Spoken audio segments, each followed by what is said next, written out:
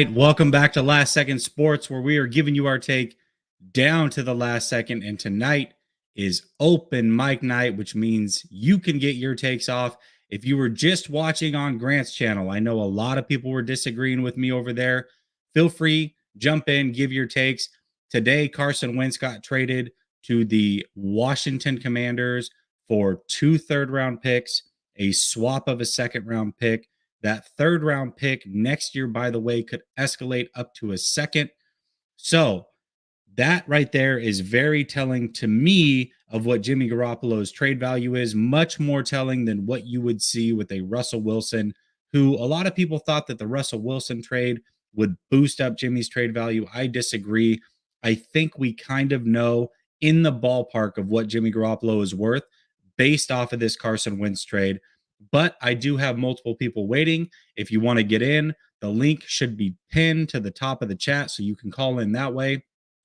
I'm going to switch over this banner, and then I will get it cracking with Korean 49er like I always do. What's up, my guy? Oh, you're muted. Or I can't hear you or something. Hold up. Nope, I can't hear you. Okay, you go out and come back in. Perfect. I'll get to Mike first. All right, Mike, I'll come to you. Hey, there's somebody I can hear. What's up? I know you disagree with me. No, I'm just kidding. I did that to you tonight. That was good. That was pretty good. I like that. All right. You have no clue what's going on with Jimmy G. I have no clue what's going on with Jimmy G.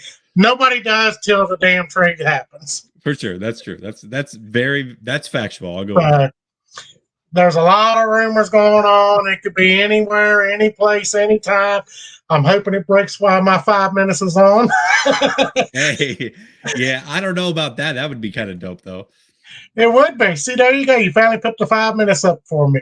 Nah, I just want to talk about one thing. It ain't Jimmy G, because I care less about that now. It's J.C. Jackson. Make it happen. I like this. Make it happen. I don't care what Jack said on his show a little while ago and his guest. A top corner will make a D-line way much better. Well, hold on, because I didn't hear what he said. What did he say on the show? Roughly, well, they're talking about, oh, we don't really need a big time secondary corner or whatever. We just don't need them. We got the good pass rush, but in the last few games, the pass rush didn't help us. We lost due to the pass rush slump or whatever. No, it ain't due to that. It's due to we ain't got a top corner that can shut down the other team's best wide receiver. And I'm not saying we're going to shut down Cooper Kupp, but I can guarantee you he wouldn't have what he had if J.C. Jackson was there. You can cut what he had in half, and that'll win us games. I mean, I still ain't getting off the Super Bowl where Richard Sherman gave up 7 passes for 76 yards, just not. We need a top corner. A top corner will hold the wide receiver that much longer and allow your pass rush to get home. Period. I don't care what anybody says. That's my belief. Let's just be clear about this. If they got J.C. Jackson with that pass rush, yeah, that would be very, very lethal. Yes, it'd be nasty. Let me ask you this though, because I am big on upgrading the secondary, right? Yeah. But I'm looking at somebody a little bit cheaper who could still be a big time upgrade. I'm looking at Honey Badger. Well, how would you feel about that? Like let Tart go and then bring in Honey Badger. Pay him $18 million when you pay the best for $21 million? I think it'd probably be more like 16. I could be wrong. I feel it'd be like $5 million or so less, and it would still help out the secondary a ton. Well, get rid of the kicker for that $5 million. Let's get the best. Just my opinion. I mean, right now, if you redo Trent's contract, you can say $4.5 million. Get rid of D Ford, which they should have did 2.5 to 3 years ago. You could save $2.5 million or whatever it is. Jimmy Ward, $7 million. You redo Eric Armstead, $7 million. Jimmy G's 24-point-some million. Get rid of the kicker. You got to trade him in order to do it. Otherwise, you eat the whole $5 million. Because I'm sorry, ain't no kicker worth $5 million a year unless you're the Baltimore kicker who can kick it out of the stadium. Besides that, it would put us upwards. Oh, and get rid of Samson Ebicon because $6.5 million for an average. Well, it's going to be $8 million, but $6.5 million that we can save for an average defensive end ain't worth it. We can have upwards of $59 million in cap. We can go get JC. We can go get some of our other players.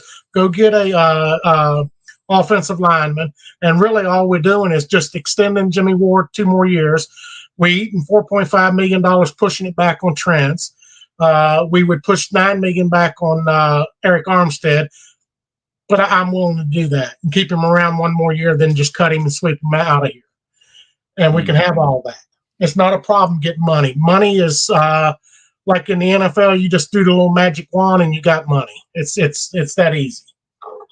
Yeah, I mean, there's definitely ways to find money. I mean, I had talked about a couple weeks ago, Armstead, that's 10 million, which obviously you just talked about. That's Ward, 9 million. that's another, yeah, and then there's another 9 6 million, if you do couple Ward. 100,000, whatever. Right. And then six if you do Ward, roughly 6. So, I mean, there's money to be had. Jimmy Garoppolo leaving, obviously, that's a big help. So, let me ask you this. I know that you said you didn't want to talk Jimmy because it's inevitable. I get that. Well, it's coming. Within 24 hours, he's gone. Okay, that's what I was going to ask you. I was going to ask you when you thought it was going to happen, and what team do you think it's going to be? I watched Ian Rappaport, and he said the phone lines are lighting up big time now. It's a matter of time. It's going to happen. There's approximately 4 to 5 teams that are calling and harassing the hell out of the Niners for Jimmy G. The more you got involved in there, the more we're going to get that first-round pick. And I know you don't like that because you'll lose the bet. You'll love it, but you'll hate it. I'll love it, but I'll hate it, yeah. You'll hate it because I'm going to let you know for the next 25 years you lost. And that's just the way I am. And also, what was I going to say?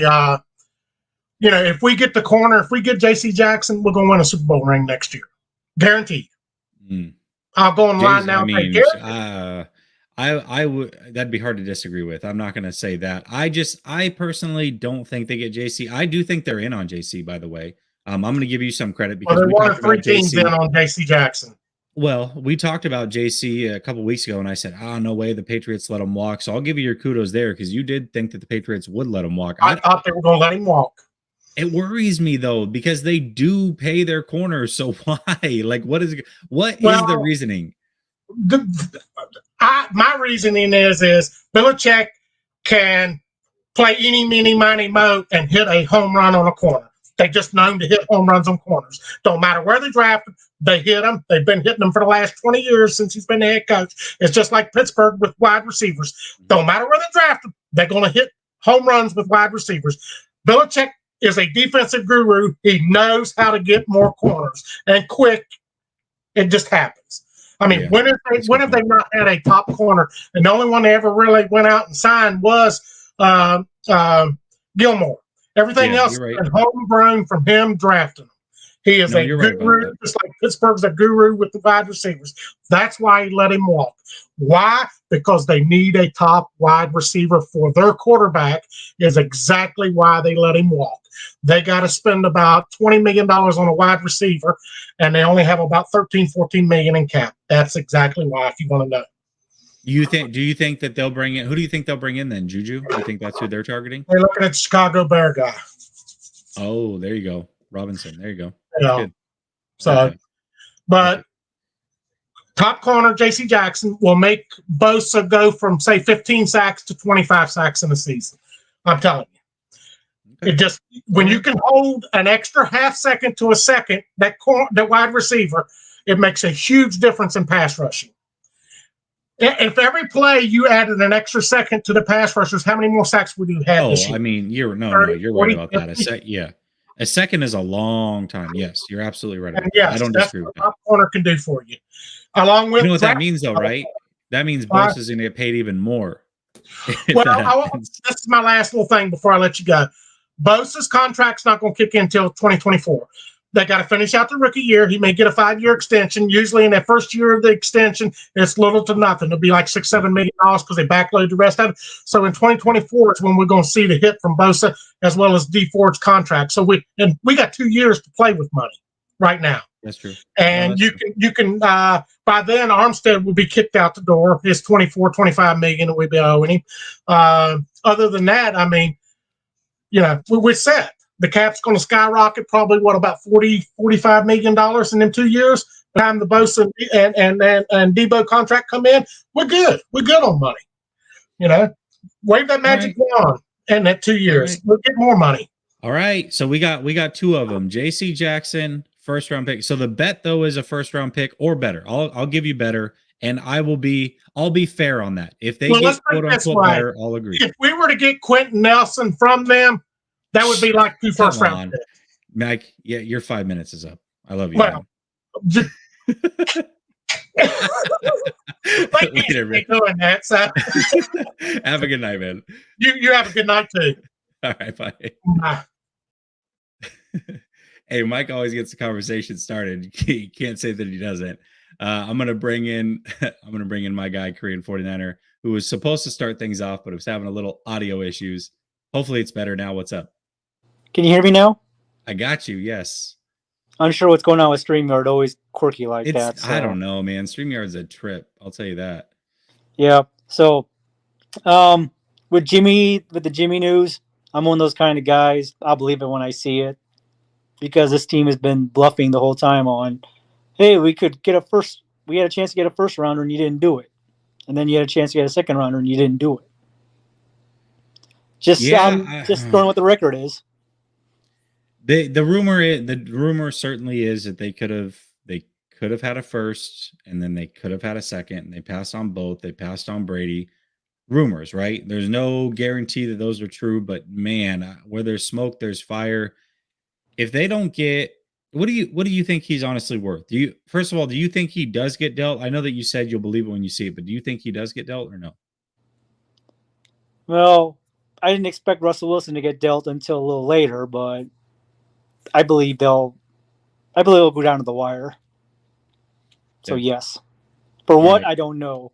I just take a pick and move on, but that's just me talking. So okay. I mean, here's the deal. I've been saying pretty firmly that he was worth a future fourth that could escalate to a third after seeing Wentz go today, because let's be real. I mean, I think Wentz is a better player, but Jimmy is a better leader. And when you look at it, they both are making the same amount next year. They both are in the final year of their contract. And Jimmy's making slightly less. But what they just got for Carson Wentz shocked me. I did not expect to see that. So I think that they can get a fourth this year, a fourth next year that could become a second, depending on how well he plays. I think that's probably starting to become pretty realistic. And I'll take it. I'll take it and I'll run. Yeah, I would take that also. I mean, Mike, in the previous call with Mike, he was saying get Quentin Nelson. I don't know. Oh, God. That would be great. I would trade Jimmy in a second for Quentin Nelson. I would say, where do I put my name on, and I'll go out to the Bay Area and help Jimmy move. Yes, seriously. Yes. Start that GoFundMe. So, but Quentin Nelson. God. Yeah, with Quentin, that would instantly. You can tell Lakin, thank you for your contributions. We just got the best guard in the league. Yeah. Yes, we just got the John Hanna of our generation. Yeah, you're right about that. Yes. So, I would love to have a cornerback like J.C. Jackson, because the last time this franchise won a Super Bowl, they did have at least one elite cornerback in Dion. True. So I would like to see them get a J.C. Jackson, but I also wouldn't mind putting out feelers to see if Miami does want to trade Xavier Howard, or how truly disgruntled he still is in Miami, just to put that bug out there. Yeah, I'm definitely not against that. I mean, again, that's a top tier corner. That's a straight across trade. I just are you talking about for Kittle, or are you talking about for Garoppolo? I would put Kittle in there. Because I'm one of those kind of people that think let a player go early instead of late. Yeah, I mean, I'm not against it. I don't know, man. I think we're a year early on Kittle.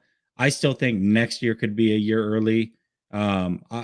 I want to keep Kittle personally, but if it's for Howard, I'm listening. I'm certainly listening because that is a hell of a player. Somebody in my DMs today threw one to me. He's like, "Hey, what if we traded Kittle as a part of the Jimmy deal for Quentin Nelson?" So, second person to talk about Quentin Nelson, by the way. I don't see it happening, but I would do it in a heartbeat. Yes, if it was Quentin Nelson coming back, I would do it in a heartbeat. Yes, Because you could. I think Graham was talking. Didn't he say that basically you could do a June 1st on Kittle and save 11 to 12 million on him? yeah. The hit is a lot less on Kittle. It's significantly less after June 1st. So yes, So you free up 11 million right there, and who knows what could happen from there. But of course, that's the thing. Everyone says that the Rams bought a Super Bowl. I'm like, I don't care how you win a Super Bowl, just win the dang thing, you win a Super Bowl, man. You can't. That one baffles me a little bit because you cannot knock the team that just won the Super Bowl. I don't care how exactly. It happened. And by the way, this is what frustrates me. The same people that are mad about them buying a Super Bowl also want the 49ers to go get Tom Brady. So you can't do both, right? You can't be mad at them for buying a Super Bowl and then ask for Tom Brady. That's not how it works. So no, I no issues with them the way that they did it. I wish the 49ers had won a Super Bowl. Now, that may hurt them, right? Like they may not compete for the next few years. Sounds like Von Miller's going to leave. I'm sure they'll be good, but it's possibility they don't win again, but who cares? Like you just won one. You can deal. You're fine. You bought yourself plenty of time with this fan base. You're good to go. Exactly. That's the thing. You buy yourself the extra time to be bad for a couple of years and then bring yourself back up. I mean, exactly. As my dad always told me, the victors go the spoils. They don't ask you how much you won by. They ask you how many did you win. Yep. Exactly. You're right. No, you're right about that. Absolutely. All right, bud. I got to get on to the next one. Yep. Thank you, Jesse. All right, brother. Have a good one. You too. All right. Adrian, dude, just join the membership. Like you spend so much in super chats. You could just be a member of the channel and then I'll highlight your comments anyways. Save yourself some money. You're a college student. Jimmy getting cut. Sorry to say it. Let me throw you some love. Either way, appreciate you. Hold on a second. Hold on. Here we go.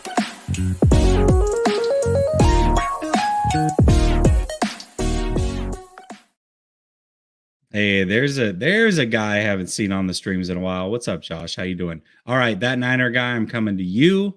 Then it's going to be Lee.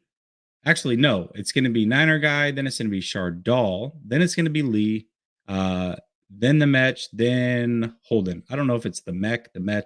Either way. All right, Niner guy, I'm coming to you. Jesse, what's up, man? What's good, buddy? Hey, man, everything's good. The 49ers are about to get rid of Jimmy Garoppolo. We just saw the evil man himself leave the West. Carson Wentz got traded. This is a crazy offseason, and I love every freaking second of it already. And it hasn't even started yet. That's the crazy part. It hasn't even started yet. Good call. Good call. You're right. It hasn't started yet. Okay, I'm going to throw – I didn't want to talk about this, but can we stop the Kittle stuff? It's driving me up a wall. I'm literally just driving me crazy. Hey, blame Grant, man. Blame Grant. Don't worry. I have in his comments and on his videos multiple times. Yeah, I've been a little fired up on that one. And I get his logic, but at the same time, though, stop trading captains. Okay? Stop doing it. Stop doing it. We did Unless it it's Jimmy Garoppolo. Garoppolo. Yeah, well, he doesn't count. But no, anyway, what I wanted to get to was, I mean, obviously, I think, dude, I'm going to be honest. I think this team, if they're going to get something for Jimmy, which is, I think, shocking in a way, considering the ups and downs of all this, of us following it like crazy people, and just having something and hopefully it's before the top 100 in the draft, gives the Niners ammo to go maybe get get some sort of difference maker. I'm not guaranteeing it's going to be a 2, although it'd be nice. I'm not saying it's going to be even a 3rd because I don't know. It could be a 3rd and then a 4th, or a 4th and a 4th with stipulations around it from playing time, kind of like what the Colts just did with Wentz again. They did it again, but that could be the case. But there's one thing about the Colts that makes a lot of sense is that the Colts don't have to extend Jimmy. because they freed up $60 million cap now, they can actually have him play this thing out. And I think that makes it a little more easier for the Colts to swallow and give the value and also take the cash because they can actually afford to do it. That is a very, very good point. Very good point. I don't know if you know who Pinor is, by the way. Jamal says you sound like him. I can confirm it's not Pinor. I promise you that. But but he does kind of sound like him. I'll give you that. He does kind of sound like him. No, I Sounds like agree a great with you. guy. Yeah, he is a fantastic guy. Almost as cool as you. But listen, here I agree with you. I think that's a fantastic point because the Colts did free up a ton of money. They have plenty of cap space. They actually played this thing pretty smart. People are getting on them for trading a first and whatever else they did to get Wentz, but they did get a year out of him. They did recoup really a lot back. I mean, they moved up a few spots in the second round. They got a third rounder this year. They freed up that whole money, and they could possibly get a second rounder next year. They did okay. Like they did okay, especially for being very public about wanting to get rid of this guy and what he doesn't bring to the table. I'm actually shocked that they were able to get that much. So I think Carson Wentz is a fine player. I don't know if I would have spent that much on him, but the fact that they badmouthed him the way they did and they still got that was impressive. That was brutal. That was brutal. I what I thought they were doing was making Wentz take a pay cut, and that's what I thought this whole thing was going to be. But man, they just eviscerated him. I mean, he must be kind of a prick. Like there's got to be something wrong there because it's 2 years in a row now. Yeah, I mean, he's just not. It doesn't sound like he's the best teammate, right? Like he's not a leader. He's not the best teammate. That's what I gather. I'm sure he's a nice guy, but he kind of alienates himself a little bit. Now, what I will say is he does show leadership on the field. I mean, that guy will play through anything. Mm-hmm. Yeah, play through an ACL. He sprained both ankles in one play, continued to play. He's tough as nails, a little bit too risky. I think that's probably his biggest issue is he thinks he's Superman sometimes and plays that way. Mm-hmm. But leadership that way doesn't always translate with the locker room. And, for all the things that we say about Jimmy does have the locker room's ear, and that is important. Oh, I mean, yeah, no question. I mean, when I played, like our quarterback, like regardless of how vocal the person was, you get behind him no matter what. And if you're winning, it's always good. If you're losing, it's like, okay, time to make a change. And with Armstead, like I understand where he's coming from, man, because this place was a dumpster fire, and maybe the praise of why they're winning is maybe skewed a little bit to the players because obviously when Jimmy came here, they rattled off 5 in a row. But I mean, hey, look at all the other players like around them, and I also just think they're just trying to be nice on their way out the door, saying, hey man, like good luck. They're just being teammates, and I respect that about a lot of these guys. Because the one thing about Kyle Shanahan's team, I will say, this team plays freaking hard, regardless of the talent on the field. They've done it every single year, even when they were the least talented team in the league, and they all have each other's backs. There hasn't been a single shenanigan in the 49ers locker room. And there was one. It was Reuben Foster, and he was immediately eliminated. He got a second chance, blew it, gone, bye, done. Well, we see this, right? Like training camp was a great example of this. It was not mandatory, not training camp, but mini camp. It was not mandatory. Fred Warner was trying to get a new deal. He showed up. Everybody that was healthy showed up to that thing. So there is major team camaraderie that shows through and through. The team started 3-5. They pulled themselves out of the gutter. There's something special there. And you're right. I mean, they're all probably pretty damn good teammates, to be real. So, Jimmy's just another one of those guys, but it's a business. At the end of the day, it is a business. I think everybody understands that. I'm sure that he will be missed as a person. But once Trey starts to ball out, people will forget. It'll be just fine. 2 years, nobody's going to care. So yeah, that's exactly it. Like, I mean, after Mahomes played a couple games, did anyone bring up Alex Smith? No, they didn't. It was over. It was done. It was a moot point.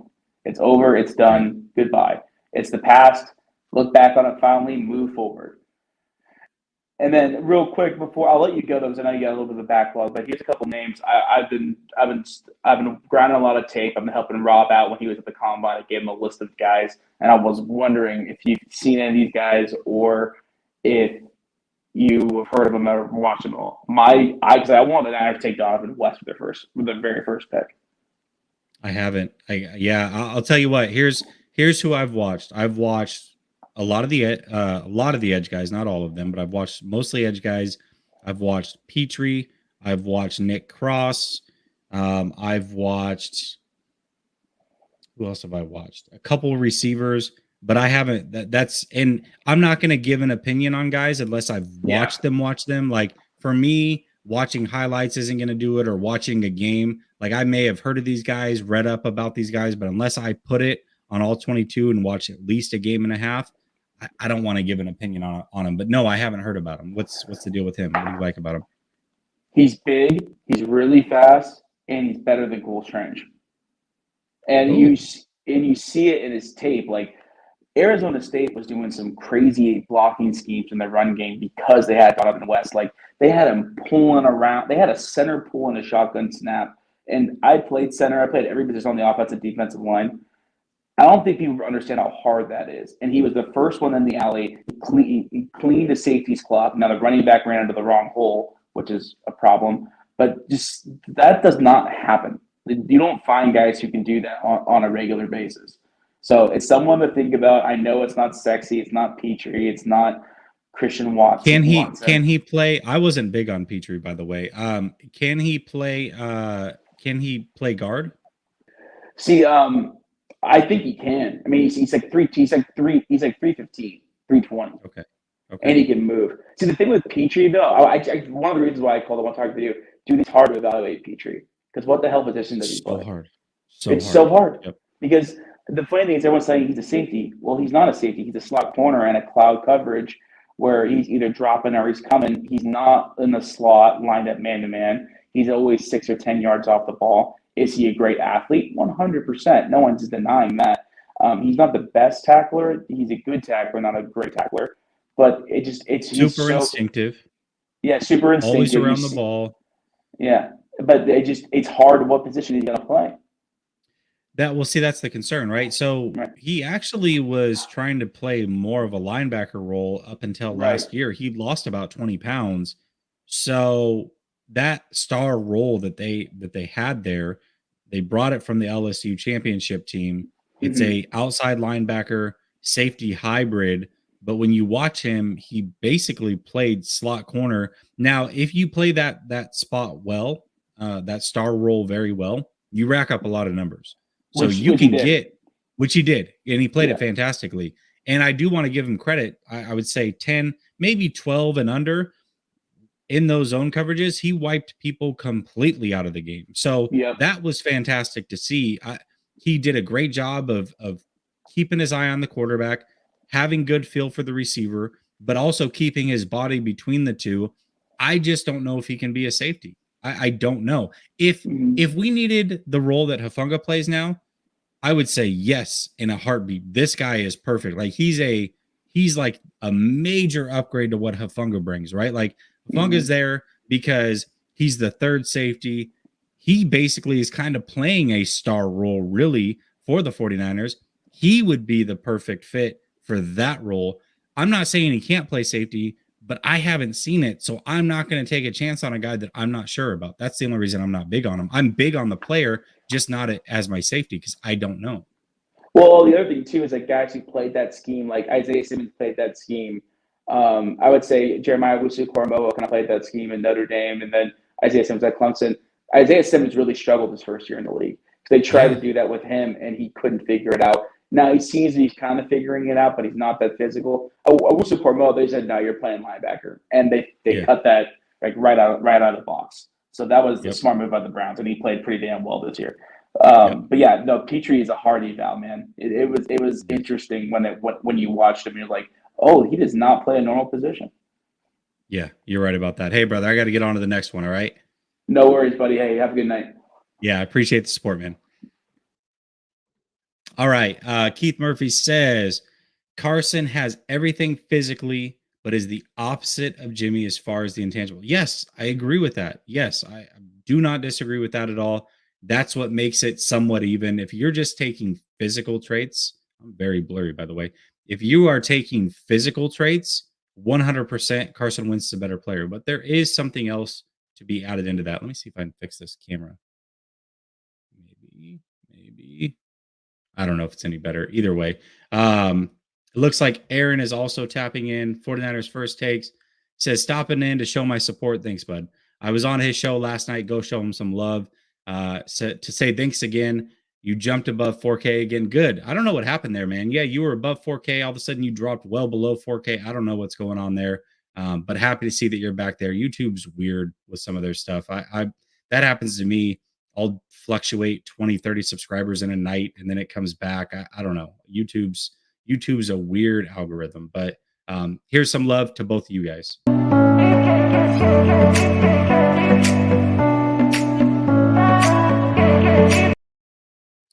All right, Shardal, bringing you in. What's up, Shardal? Hey, Jesse. Hey, what's up? Really like your YouTube channel. You make some great content on the platform, man. Thank you, man. I appreciate it. I appreciate that. So, when I heard that quarterback Drew Lock got acquired by the Seattle Seahawks in the trade with Russell Wilson, I was absolutely overjoyed by that move, because Why? I wanted to see. Oh no, I lost Shardal. Shardal going once. Shardal going twice. No, Shardal's gone. All right, try to get out and get back in. I'm gonna go to Lee in the meantime. What's up, Lee? Yo, what's up, Jesse? How you doing, man? Good, man. I'm just waiting for this trade, to be honest. I think, like most of the fan base. You okay, well, so we've been talking about this in Spaces quite a bit, but I haven't heard your full take, so I'm glad you called in. I always trust and respect your opinion. When do you think it happens? What team and what compensation? Your best guess. My best guess, probably in the next 3 days. Okay. I'd say it's hard for me, Jesse, because I feel like, me personally, if I'm the Colts, I'm not trading for Jesse, because I don't really feel like he's an upgrade physically over a guy like Carson Wentz. But one thing I have seen with the Colts is they do like a certain type of play, and it's not just on the field, it's off the field. Like I said, I've been watching them for a few years, like what they do in the drafts and the types of players they go for, and they're really high on players' locker room and off the field. They're real high on community guys. And one thing about Jimmy, I could see him going there for that reason, especially with what happened with Carson Wentz. You know what I mean? So if I was to guess, I'd say the Colts. I'd say it happens in the next 3 days. Okay. And I think the compensation could be like, they did pick up 2 third-round picks right in their trade, so probably a 3rd round this year, and maybe like a 5th round the following year. Okay, I like that. That's fair. Steve Ice, yes, a lot of people are talking about the Saints. I don't know, man. That one's a tough one for me, just because I do think it's a fit, but my issue is with what cap space. Like, I get the Saints always finagle and push, but they're always doing that just to get their own team under. Like, where are they going to make room for another 25? Now, obviously, you can restructure with Jimmy. The deal doesn't become official until the 16th, right? So at that point, they have to rework a deal. I don't know. Saints, that one's a tough one for me to believe, but could be. Definitely could be. Yeah, and I look at the Steelers, like, and then a team like the Bucks, but the Bucks did draft Kyle Trask, right? And so they've had a year for him to develop and sort of learn the system. And then also at the Steelers, they're probably in a position to draft one of these young guys. You know what I mean? I don't feel like they have to rush them in too, because they do have, what's his name, Rudolph the Red-Nosed Reindeer over there, right? Yeah, yeah, right. So yeah, like, but looking at the free agency, like, I hope they do go out and get, an upgrade to this team, like, not just bring back a few of the guys we're losing. I don't know what's going to happen right with Lakin and DJ Jones, but I hope they do go out and pick up someone. I don't think they're going to go after JC Jackson. I think that's really unrealistic. Just like we didn't even use a second round pick last year when we could have got a corner, right? And to see Ambry, he's developing. He is a rookie. He should get better this next season. I don't think they're going to spend like 20 million on a JC Jackson. Like we've never spent that kind of money on a player, right? Yeah, that's true. That's a good point. Here's the thing is I think that I think they are genuinely interested in him, but I don't think that it's going to happen. Like I always feel like they just barely fall short on some of these big names sometimes. Yeah, and there's always that, the Niners are interested in them, but then people are like, we didn't pull the trigger. And it's not that they don't want them, it's just the asking price and what they have to give up for them, right? And just looking at what we do with the secondary, like we sort of go after these sort of guys that are, have look at Shermans and Verrett's. Like I could see them going after that again in free agency, like a guy that's has the ability to be a starter, but you not have to spend a lot of money. And you look at this draft too, we're going to have some mid-round picks, and there's going to be some corners there in the draft, so that's something we could get more depth in that position. Kyle Fuller is the name I've been saying, man. He's the perfect one because this guy always plays full seasons. He can compete for that number 2 corner spot, may get it, may not get it. If he doesn't, he's a hell of a backup. You can rely on him. That's who I want to get. I want to get Fuller. So I think that he actually fits that mold that you're kind of talking about. He's going to play next season, I believe, at 30. I think he's the perfect guy to bring in to compete with Ambry Thomas. And then to your point, they can go draft a corner, nickel spot, maybe, I don't know. I mean, again, we've talked about him a lot, but Marcus Jones, he can play the nickel spot. He can be your kick returner, your punt returner. I mean, he can be a little bit of everything. So he solves a lot of things. There's multiple directions they can go here for sure. Yeah, and that's 2 players that sort of fit what they do, right? Like a guy like Fuller, who's been like a top corner in the league, yet you're going to get him on a cheaper deal. He's coming off on a down year. And then also a guy like Marcus Jones. I did hear they interviewed him at the Combine, and there was a lot of players that we sort of fit our system that they interviewed, right? Like the running back out of Georgia, Lindstrom, and guys like that. So it was good to see that, I think. And it's just going to be interesting what happens in the next few days, leading up to free agency. Jesse, thanks for the platform. Thanks for everything you do, and shout out to everyone that's calling in tonight. All right, brother. Have a good one. All right, let me get to, let's see. Let's talk about the order. I got the Mech or Metch. He can correct me. Actually, Shardall's back. Let me get to Shardall. Then you, the Mech or Metch, and then Holden, and then we'll go from there. What's up, Shardall? Let's try again. Hey, Jesse, I really like your YouTube channel, man. You make some great content on the platform, man. Thank you, brother. I appreciate it. I don't know what keeps going. Your audio in this show, man, it is so hit and miss. I don't understand the reason why. So when I heard that quarterback Drew Lock was acquired by the Seattle Seahawks in a trade with Russell Wilson, I was absolutely overjoyed by the trade, man. I mean, I really wanted this to go down. Because he to see him gone from this organization, because he's highly underrated as a quarterback, because he doesn't do well when he's faced under pressure, man. This guy, when under pressure, like that's something that is his biggest weakness that he needs to focus on.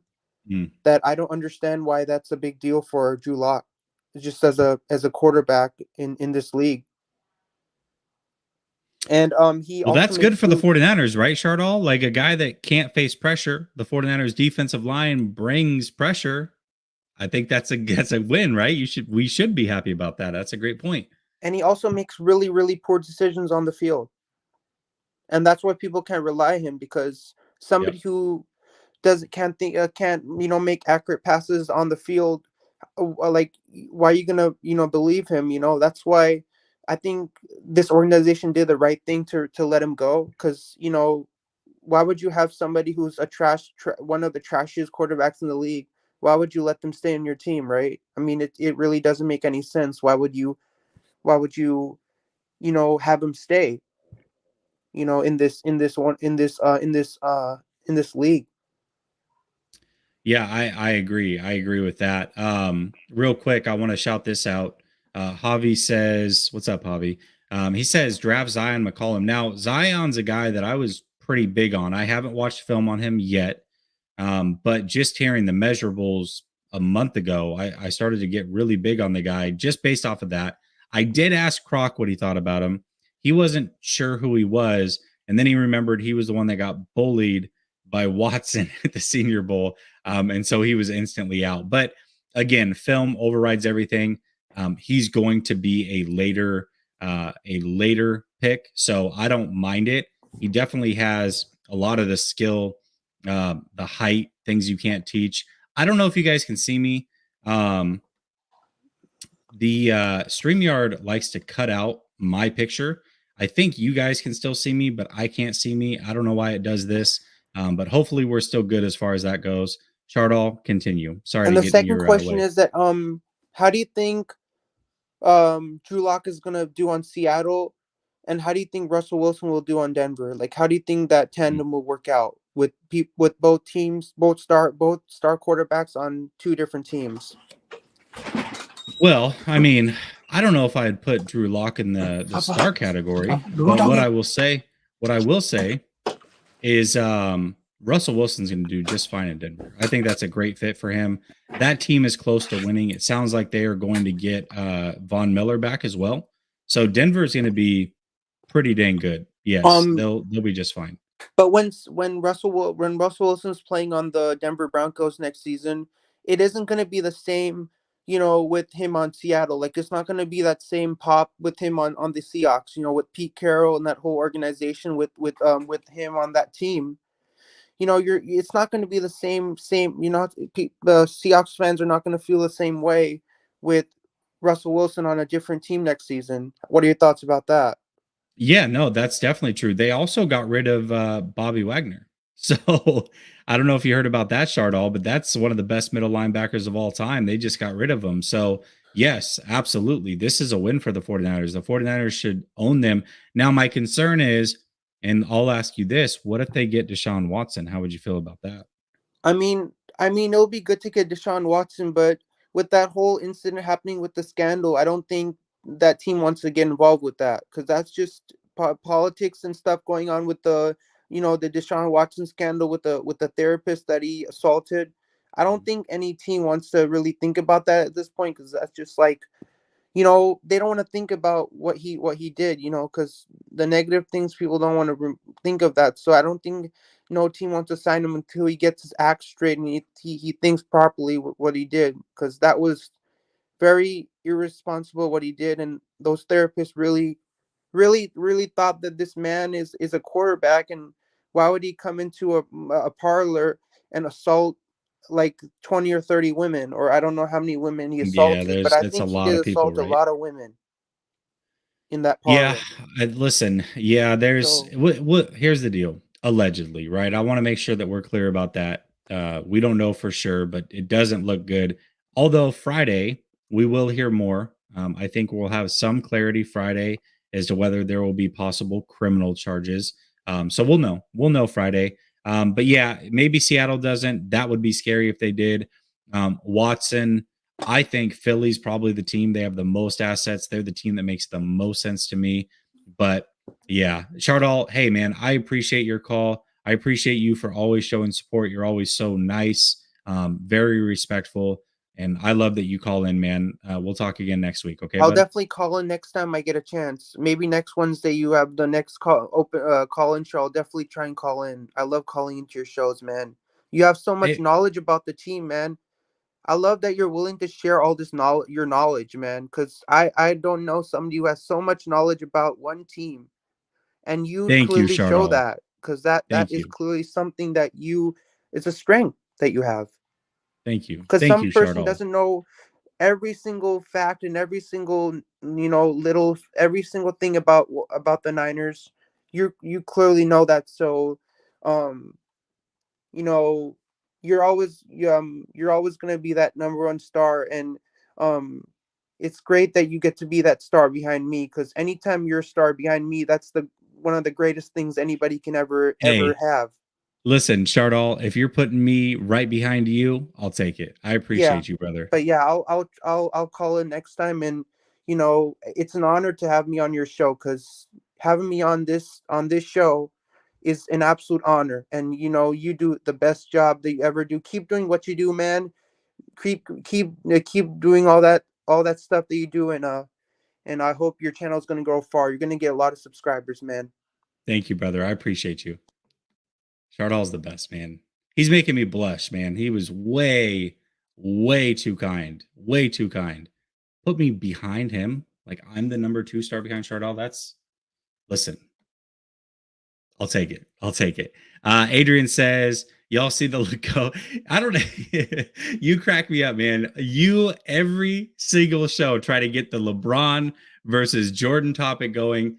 That was wild, though. The man's 37 years old, dropping 50 plus. That's, man, like him, hate him. Dude's good. Dude's really good. Edgardo says, do you think the Seahawks start the rebuild and try to get Bryce Hall next year? Yeah, that's true. And Pete Carroll is the last man standing, but for how long? That was interesting to say the least. The fact that they chose Pete Carroll over Russell Wilson, I don't get that. But I think you meant Bryce Young, if I'm not mistaken. But yes, I knew what you meant. All right. Jacob Mayhew can't make the call in because I work, and hope you're doing good, Jesse. I appreciate you, man. Loving the show as always. I appreciate you for tapping in as always. And Keith coming back in. I think Watson already turned Philly down. I don't remember the teams he put on his list. I do know Minnesota was one. That was interesting. So yeah, I don't know what teams he has on his list or what he's willing to do. But yes, you didn't have to pay, man. You're good. You're totally good. You're totally good, man. Totally good. All right. Let me I'll do both dance clips because there was a bunch right there. All right. So I owe both of them back to back. So here we go. Hold up.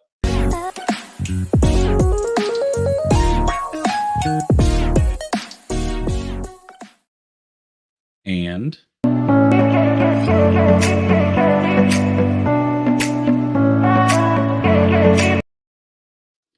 all right. We're going to go the Metch, Holden, and then Ben, then Crypto Ryan, Rob, and George. That is the order. All right.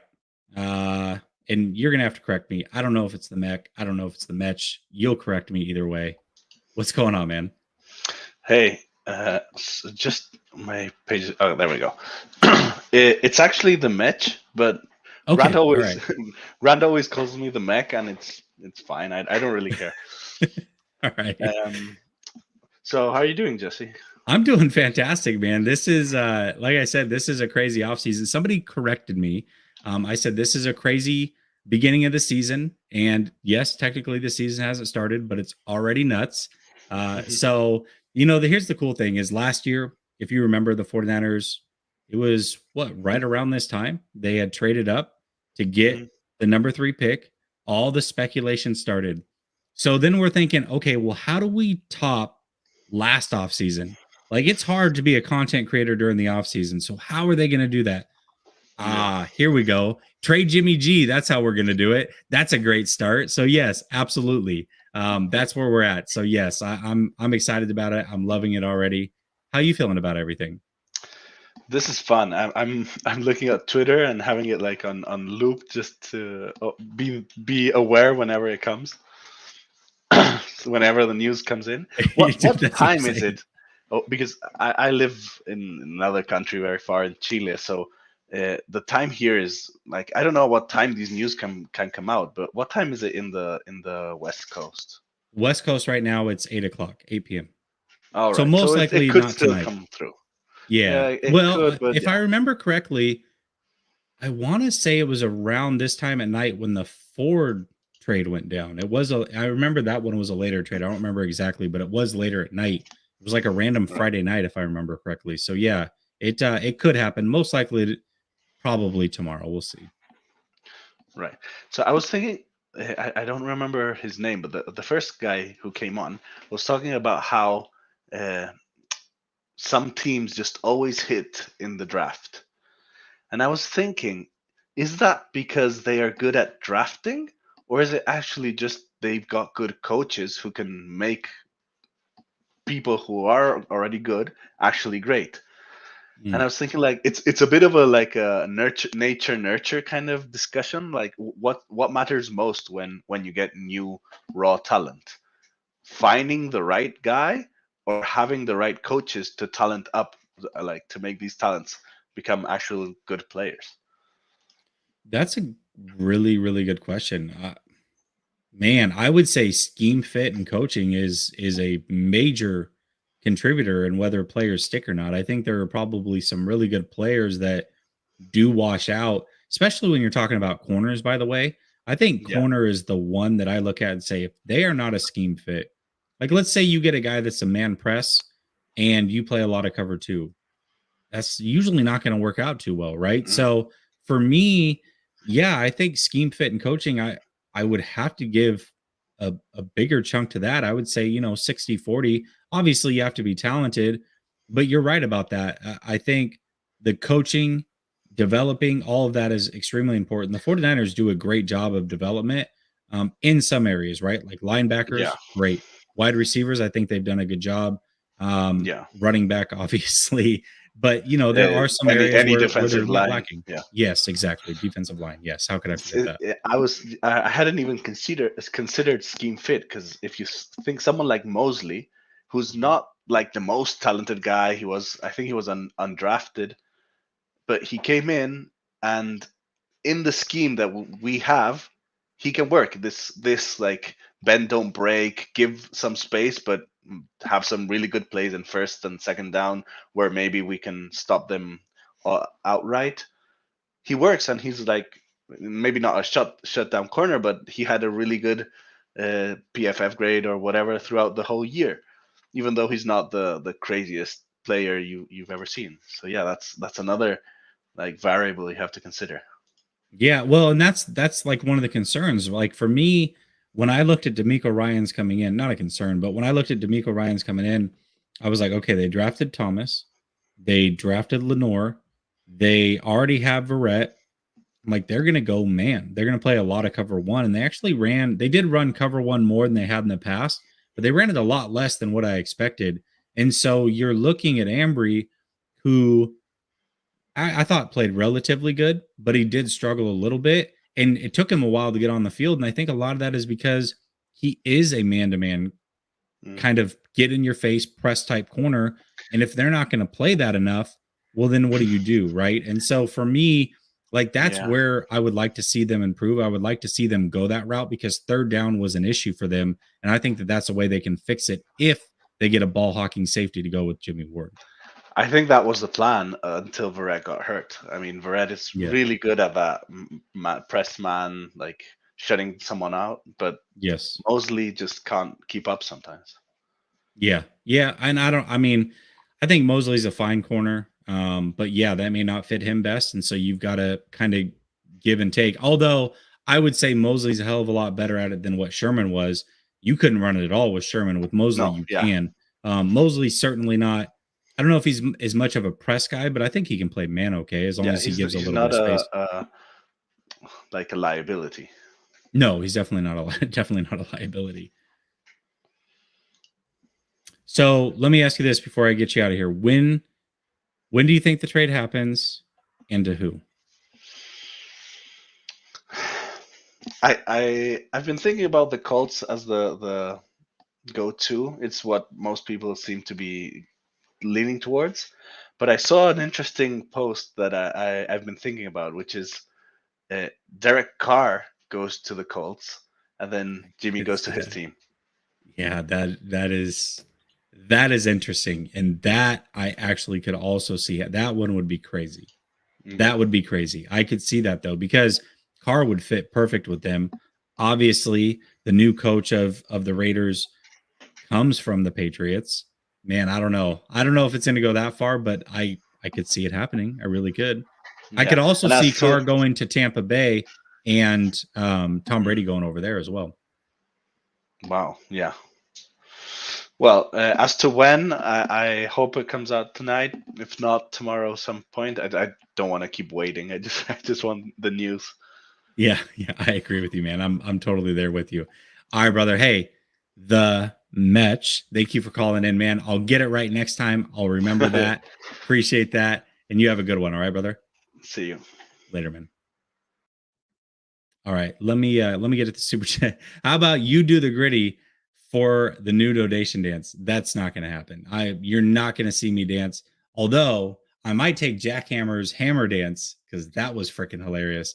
I might make that a new dance.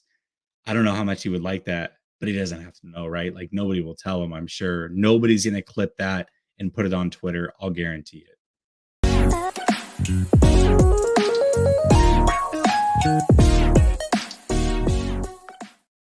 All right, let's go Holden and then we'll go Ben.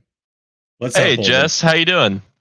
I'm doing good, man. How does my audio sound? Oh, no, it's terrible. It's terrible. I'm finishing up for my last midterm. I'm trying to get ready for it in the morning. Got it. I know you always do homework when you call in. Oh, my God, dude. School is insane for me this year. I hate it. But how's my audio? I'm on a different computer right now with a different You sound mic. fine. Yeah, we hear you. You're good. Yeah. So I was thinking, one, I have so much respect for Chris Ballard as a GM. I just can't see him trading for Jimmy Garoppolo. I'm sorry. There's just too much respect in my heart for that man to see him trade for Jimmy Garoppolo. And the last caller actually made my point. I see the Colts going after Derek Carr because I think the Raiders are in full tank mode. I mean, Russell Wilson just got in that division. Justin Herbert is right across the street. And Patrick Mahomes is right upstairs. I mean, there's just no way they can compete with Derek Carr for 10 plus years. I mean, you're tanking for an elite quarterback. I just think they're in full tank. You might see the Raiders start selling soon. In my opinion, that's my opinion. I don't know. The only pushback I'll give on that is that they have a new coach, right? And new coaches want to win. So I do want to win. But I just don't see them competing. I really don't. That team is not competitive, in my opinion. It's not a competitive team. Yeah, they're going to have to improve a lot if they want to be competitive. That is the best division in football now. Oh, that is my God. The best division in football. And now that bad man's out of Seattle, Trey is going to have a lot more runway to work with here. But I still see somehow the Niners choking to the Seahawks. I'm visualizing it in my head right now. The Niners losing to the Seahawks twice a year. Still somehow. You're a terrible pessimist. Oh, no. I'm seeing Drew Lock somehow have his best 2 games of the year just against the Niners for like the next 2 years. It's going to be terrible. It's going to be terrible. But I was really calling about the draft. I've been watching some tape and I've been really going back and reflecting on that 2021 season and what we saw happen with those 2 teams in the Super Bowl. They have very different philosophies on how they went about things, but they were also kind of similar. Like the Rams went out before Robert Woods was even hurt, went after Odell Beckham Jr. They said, we need more people to throw to. We got to have a stacked receiving corps. But this is before Robert Woods got hurt. They were already trying to procure Beckham. The Bengals went out. They drafted Jamar Chase 5th overall when Penei Sewell was right there. They could have had a generational left tackle, and they chose a wide receiver. True. And I'm thinking, why in God's name would we just not try to copy that? I mean, it works. We have a decent O-line. We can work with our defense. D'Amico has proved that. Just load up on wide receivers. Let's just have like a freaking track team out there. I know we have Ayuk. I know we have Debo. Juwan Jennings seems like a 3rd down guy at best. Let's go out and let's attack that receiver position in round 2. Let's just load up on receivers. Listen, you can't have too much talent. I'll agree there. Real quick, I want to address this. Dean says, Dean Steve 99, 3 minutes till what? The show spontaneously combusts. That's what's going to happen. Yeah, Y2K, Jesse. Don't cut the wrong wire. I'm just letting you know. You have one chance. You, Dean, can save this show. You've got 2 minutes and 29 seconds. Do you accept this challenge? Yeah, actually, listen, I can't argue with that. You can't have too much talent. Watson, especially on this team with Lance, could be dynamic for sure. I don't know, man. We'll see. Here's the thing. I said this early on, so I'm not going to question it too much, although it's kind of what I got to do for you guys to pay attention. And I'm not going to press the issue. If I don't feel it, I'm not going to press it. But the 49ers, I really do trust this front office this offseason. This is their 6th time doing this. Like, I feel like they've got it figured out. So if they feel like they want to get Christian Watson, listen, I'm not going to push back too much. I know he's a hell of a player, or could be a hell of a player. I think that is something that may happen. We'll see. We'll see. I don't foresee it happening, but if it did, I wouldn't be that mad. I really wouldn't. Well, I'm in the mindset of Trey is a rookie this year. This True. year is his rookie year because he literally played 2 games last year. This is his rookie season. Let's make him as comfortable as possible because he has no experience. I mean, he's played what, he played 2 this year. 3 football games in 3 years, 2 years at this point. Yeah. I mean, you need to pairing him with Watson would give that added level of comfortability for him because that's a guy he knows. He played with. He has some chemistry. I think you could see. I'm not saying it's Joe Burrow and Jamar Chase. I'm not saying it. Those guys broke records. But you see that chemistry, like, man, these guys like each other. I mean, Joe knows what Jamar is going to do on that route before the route even starts. You know, he knows everything that's going to happen. Like, it's that build-up of chemistry. So I think if you can develop that with these 2 kids, honestly, they're both super young, right? Watson's, what, 21, I think? I don't know. I don't think he's an old player. He's not a senior coming out, right? He's a junior. No, Watson. Yeah, 21 sounds right. I don't know exactly, but he's certainly not old. He's not Debo old. Yeah. No, so I'm thinking he is a senior. I take it back then. Okay. What is he? 22? I guess, yeah, that's about a year. Yeah, 22 sounds about right if he's a senior. As long as he's not a 5th year. But Right. no, I think we attack that receiver position. Let's just get as many weapons as we possibly can. And I'll let you. I'm about to get off here because I got to get back to work. But I just don't see Chris Ballard trading for Jimmy Garoppolo. I'm sorry. Before he would do that, he would make a swing at Watson, and like I just don't see him trading for Jimmy Garoppolo. I'm sorry.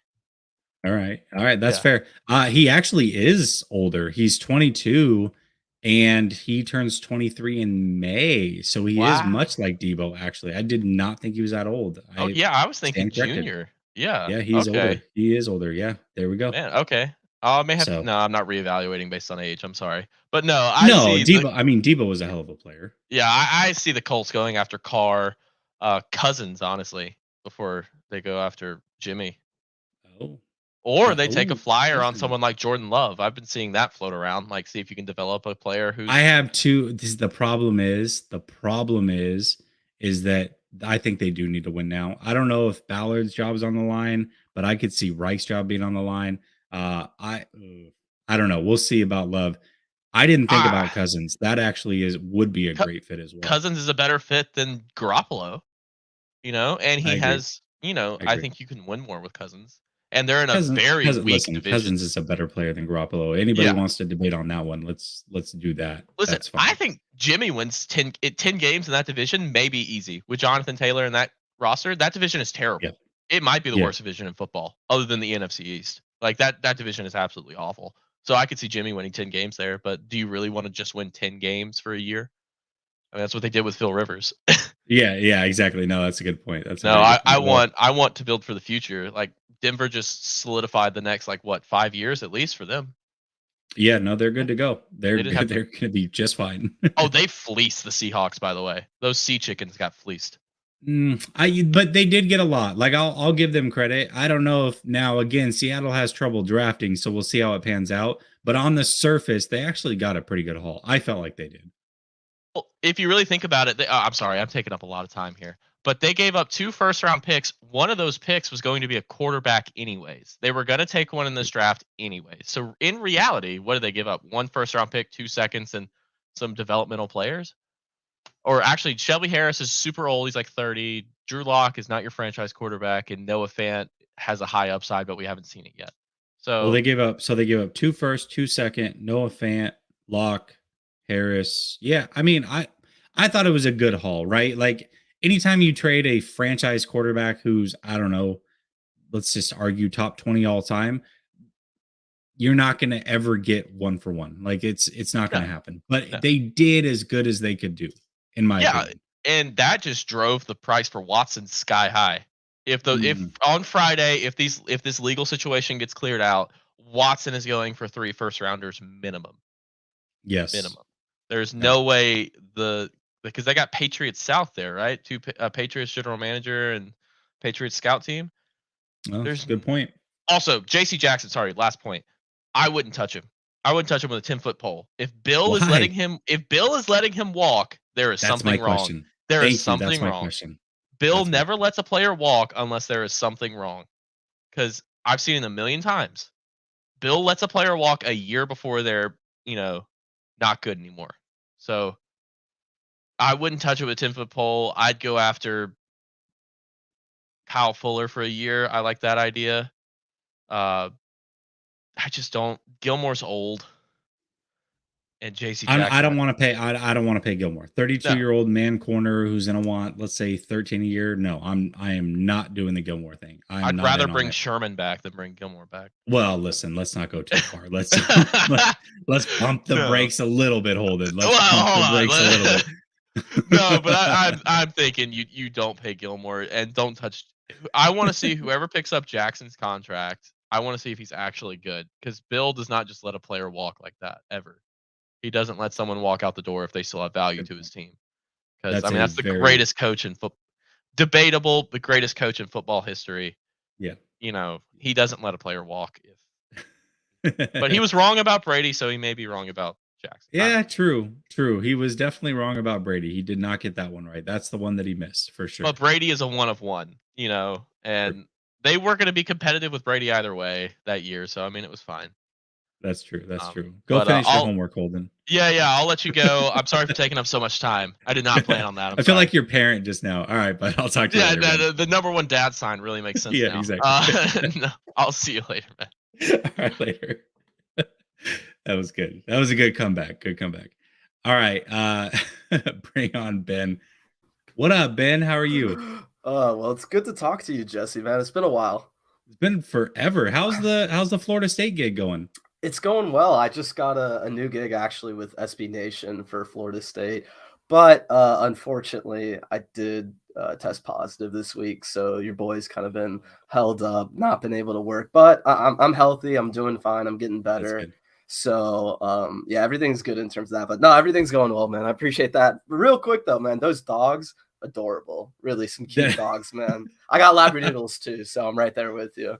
They are these are actually they are let's see, miniature poodles and King Cavalier mix. So the black and white one in the picture was full grown, and then the other one he's probably a couple months away from being full grown. But yeah, they're ridiculous. It's funny because they're brothers from a different litter, but they are. Yeah, it's stupid how cute they are. No, I saw that picture, man. It's just ridiculous. But where do I want to start first? Oh, Kyle Fuller. I'm right there with you, Jesse. That's my guy for free agency, mostly because I think the one thing people haven't really been on top of with this whole free agency cornerback issue is they need someone who has nickel experience, man. They can't just bring in another boundary corner. That's why if they were going to go after the really old veteran, I would be okay with Gilmore, because I think you could figure out a way to make that work with him, Ambry, and Mosley, where you can kind of interchange that. But, I do see your concern with that. But, hey, I just want to say this. I see the J.C. Jackson rumors, man. Are we really thinking the 49ers ever going to do this? Come on. Like fool me once, fool me twice. Like, no, I ain't going to fall for this shit again. Because, seriously, Jesse, I swear, how many times has it been like, oh, they're interested in this guy. They're interested in this guy. They're going to go after this guy. And then, nope, nothing ever materializes. So, no, you're absolutely right about that. The JC Jackson, I do think they're interested, but yeah, come on, man. We've seen this story play out many times. Yeah, you're right. Yeah, I mean, I'd be very surprised if that happened. Honestly, I'm expecting them to just sign the best edge rusher they can. Just because it's classic 49ers. But I want to talk about the JPP. JPP is coming. There it is. Hey, or Ndamukong Suh, right? Something like that. Oh, Jamal says Desmond King. There we go. I wouldn't mind that either. That's a nice name. But with the quarterback thing, with the whole quarterback market right now, I really think all the news and stuff we're seeing, especially from the Ian Rappaports of the world and stuff like that, just feels like 49ers PR BS in the sense that they're trying to do whatever they can at this point to squeeze the most they can out of Jimmy's trade value. Like, they're probably talking to a few teams and they probably have some offers on the table, but I mean, like, if you look through a lot of the tweets and a lot of the stuff people are saying, you keep seeing this stuff like, oh, they're going to wait it out. They're going to try and get as much as possible. Like, they're not going to settle for this type of pick. And, oh, that's a funny trade. But I was going to say, Jesse, I mean, the last guy stole my thunder, Kirk Cousins, I feel like could be moved almost any day. Like, I just wouldn't be surprised if a Kirk Cousins or a Derek Carr or someone like that gets moved. And beyond that, Jesse, right, just looking at the market, if you're a team that's looking at Jimmy, your other options, oh, what's up, Bay Area Baller? Your other options, right, are going to be guys like Jameis Winston or Trubisky, guys who you can pay much less and you don't have to give up an asset for, and you can really control what you're doing with their future. And then even like, if you go to the backups who you can trade for, guys like Gardner Minshew, I mean, are going to be available. You have to give up a lot for Jimmy compared to like you can just call the Eagles right now and say, we'll give you a 6th round pick for Gardner Minshew, and you can probably make it happen. So I just feel like, and I hate to say this because, I mean, really, I've been saying it since last offseason, but like, I just think they're going to have to cut him, man. I wouldn't be surprised if he gets traded, but like, all this to me just feels like right now the team is doing whatever they can to potentially get the offer they want. And I think the problem is going to be by the time that March 14th, March 16th new league year starts, they're not going to be able to get the quote unquote, right offer or value they want for Jimmy by then. They're not going to want to make that deal. And then you keep seeing stuff today in the last few days, how, oh, they want to do right by Jimmy. Like, come on, man. Like, what is this nonsense? Like if that's the team's attitude right now, though, Jesse, that's extremely concerning, right? Because that just means that they're really going to hold this thing out until the very last minute. And I just think that leads to cutting him. And I think they're really playing themselves right now. Like, just get whatever deal you can get done now. Like, I don't care if you have to send them to the CFL. Like, seriously, man. I mean, obviously you're not, but like they just need to get a deal done with Jimmy Garoppolo before the new league year. And the thing with Cousins, real quick, is he's due for an extension right now. He only has 1 year left on his deal. So any team trading for him right now is going to be re-upping him almost instantly. I mean, that's the same thing with Jimmy, right? That's the reason, Jesse, why I'm like, man, why would any team in their right mind, like if you're actually interested in Jimmy, right? If you're like offering picks right now, wouldn't you rather just wait out the situation, wait for him to potentially get cut? And hey, if he doesn't get cut, we can just go get the next best thing in free agency. Like, I just feel like this situation is leading towards it kind of blowing up in the 49ers face, unfortunately. And I hate to be that guy, but like, I'm really worried about that, Jesse. Well, I'll say this. I thought the Commanders were the most desperate team. Like, they were the ones that would make the push. Well, they made their push, but it was for Carson. Now I think the Colts kind of slide in as the most desperate team. If they don't go after Jimmy, let's say they go after Cousins, and I want to address this comment because I just looked it up. Brave Down 50, appreciate the comment, appreciate the support. Says Cousins can't be traded because of his contract, the way it's structured. That's actually not true.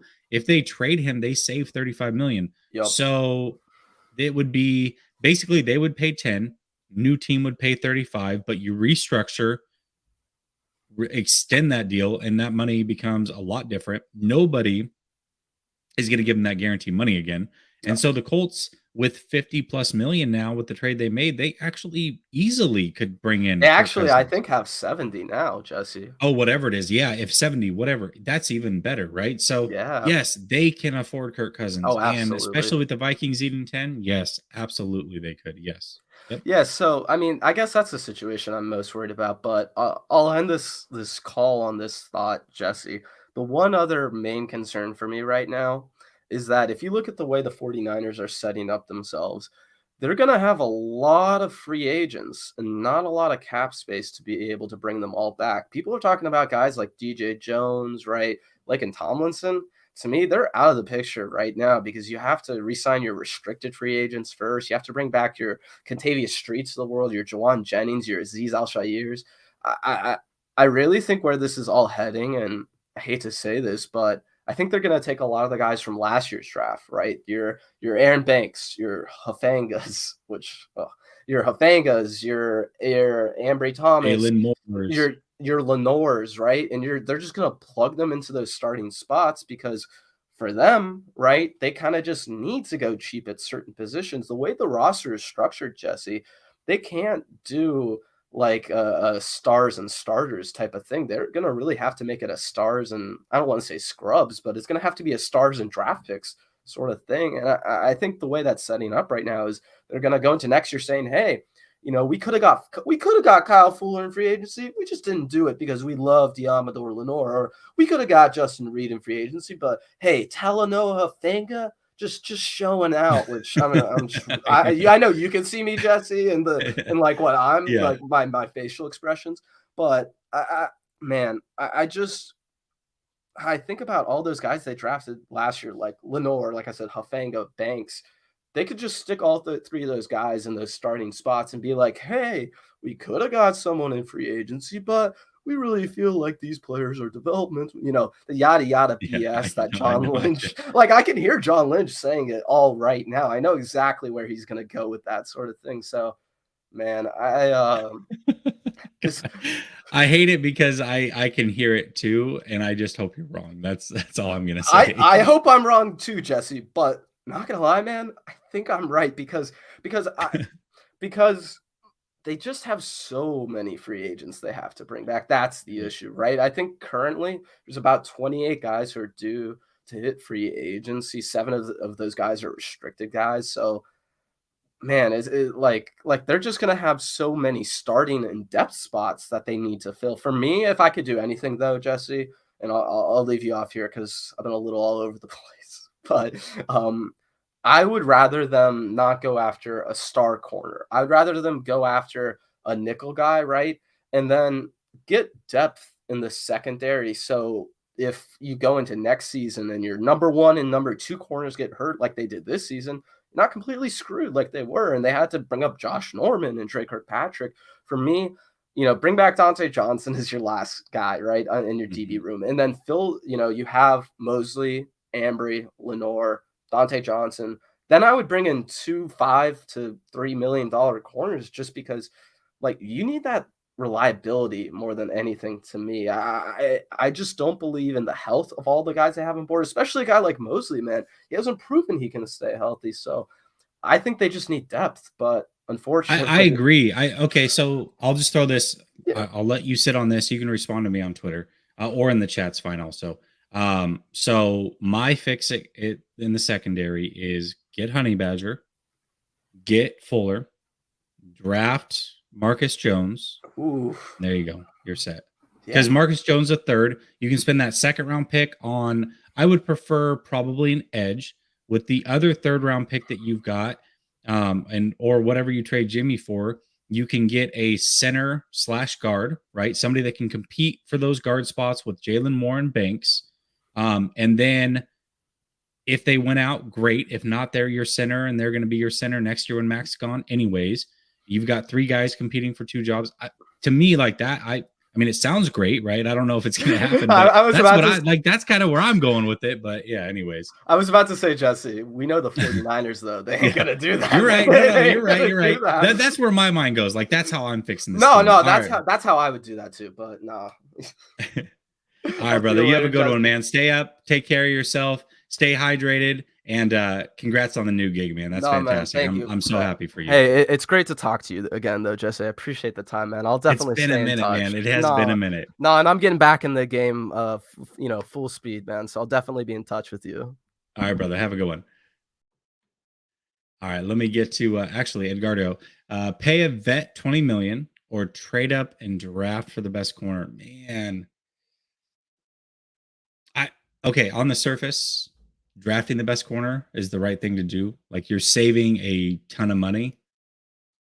But is there a guarantee that guy pans out? I don't know, man. That's a tough one. If you have the money, pay a corner because you know they're already good. You already know what they're made of. Trading up and using all those assets may not pan out. They may not pan out, and that is a risk I'm not willing to take.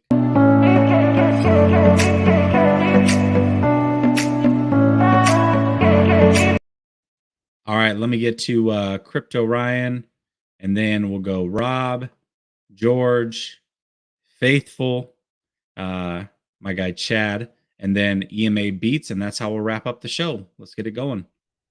What up, Crypto? What up, man? How you doing? I'm doing great. It was a great day. You know, right? a lot of stuff going on. So I was listening to Pat McAfee, the little clip earlier, and he was making his case for actually Indy signing Jimmy. And I was, I've been like, you are stinking crazy, right? And he said something about, if you look at just the stats and you think that Jimmy G and Carson Wentz are the same quarterback, you didn't watch any of the Indianapolis games, or you didn't watch a majority of them. And he was just saying that, there was a lot of things that should have been interceptions that weren't, you know what I mean? I don't know this. I'm taking this for his word. He can kind of put things out. So I don't know if they might actually bite on that, Here would be my response to him. You Yeah. didn't watch a lot of 49er games. That's what I'm With all due thinking respect. too.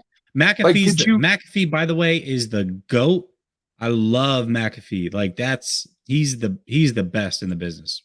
Right. Bar none, the best out there. But McAfee, you did not watch a lot of 49er games. That would be my rebuttal. But here's the deal. Here's what I will say. And this is an argument I can make for Jimmy, right? And I will make that argument right now for the Colts and why they might do this. I wouldn't do it, but why they might. The Colts, Week 18, must-win situation against the frickin' Jaguars.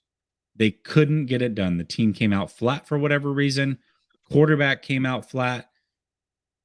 Conversely, you've got the 49ers fighting for their playoff lives against the Super Bowl champs, who we now know, right? Super Bowl champs.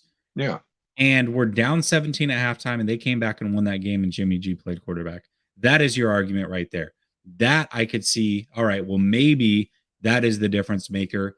But as far as just straight up player, Carson Wentz, again, you give me an hour, I'll pull up 50 throws minimum that this guy makes that Jimmy just couldn't make.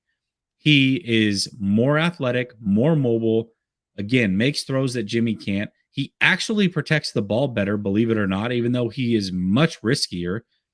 But there is something missing from Carson Wentz, and there has to be something to the leadership thing. I will concede that, because just off of talent alone, he's every bit as good as a lot of these guys in that 8 to 12 range. Like, he's every bit as talented. You're telling me that Stafford, just talent for talent, is that much better than a Carson Wentz? I'm not buying it. But there's something mentally there that Stafford definitely has, that if Carson Wentz had, he would also be very, very good. But there is something missing. There is. So whatever that is a difference maker. You see what my sign says? I can't see it. No, it's too small. Jimmy G has no trade value. Oh God, dude, you you Bay Area baller, Ben, everybody. You guys are all right. Make your case. Now, to the meat and potatoes of what I wanted to talk about. Okay. Seattle Seahawks.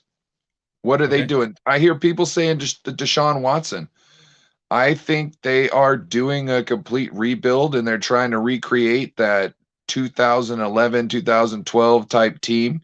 They've got Jamal Adams there in that backfield. This draft is deep with offensive linemen and defensive backs, and I think they're going to try and remake a whole team. Nasty defense. Oh, they're going to pick up an edge. You know what I mean? And I think that they're going to be going all in on a quarterback next year. They're going to find their gem, and whatever it is, they might even move down this year to kind of consolidate more picks to kind of pump everything out. I think the real key is what they do with DK Metcalf. Because right now, I don't know if I would give him the bag. I might try and pass him off and try and get something for him if you can. Yeah, you know what I mean? I don't know if he's very young, but I don't know if he wants to stick around for a rebuild. Like, he just seems like the type of guy that wouldn't be down with that at all. So Right. I And do also want to the address this real quick, Oh, because I'll forget. But Marcellus, thanks for tuning in, Marcellus. I appreciate it. Wentz has bad mechanics, a bad leader, reckless with the ball. Again, for as reckless as he is, he doesn't turn the ball over near the rate Jimmy Garoppolo does.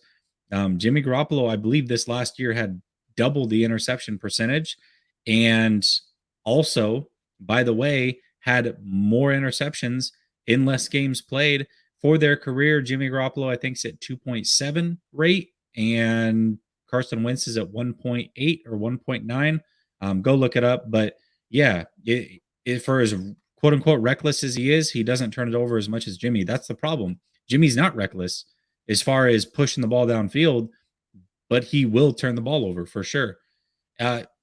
Okay. I mean, let me know how many total you give me total touchdowns with, if we're going to do that, give me total touchdowns. Give me the touchdown to turnover rate, and then compare that with Jimmy Garoppolo, and then come back to me. If you don't mind doing that. I could be wrong. And I reserve the right to say, hey, listen, I could be, because I didn't factor in fumbles. But you go in, fumbles lost, not fumbles. Make sure you get that stat. Fumbles lost with interceptions, touchdowns divided by that. Tell me what that rate is, and then tell me what Jimmy's is, because I know Jimmy has as many turnovers as games played. I do know that. So, let's see what that number is. I'm curious. I've seen Jimmy fumble just looking at a defensive lineman. Yeah. So back to my point. How much is Deshaun Watson's contract? It's like 40 a year or something like that. And that's more than what they were spending on Russell, wasn't it? Yeah, I believe so. So you were having a troublesome time putting a team around Wilson. So now you want to give up picks to go get Deshaun Watson to have an even bigger contract, to even stifle your team even more. Makes no sense to me. But they could do it. they could do it. They could. Yeah, I don't know if that may, and even if they do, I mean, come on, you just got rid of Bobby Wagner. There's no team around this guy. You think that they're going to be competitive? Just the upgrade of Watson, who hasn't played in a year, by the way, over Wilson, and that immediate upgrade is not enough, in my opinion, to just say, oh, okay, they're back, they're fine. Like losing Bobby Wagner and that minimal upgrade, to me, they would be still missing a lot. That team needs a lot more than just a quarterback. I think they know it, and I agree. I think they're going to go the rebuild route. We'll see. And I think also the Wagner and Russell both going on the same day, like that kind of symbolizes it to me, because you're talking about those are the two most seen jerseys around here in the Northwest. I'm sure you probably have seen people when you come back to visit. You know what I mean? Oh, yeah. Yeah. So, yeah.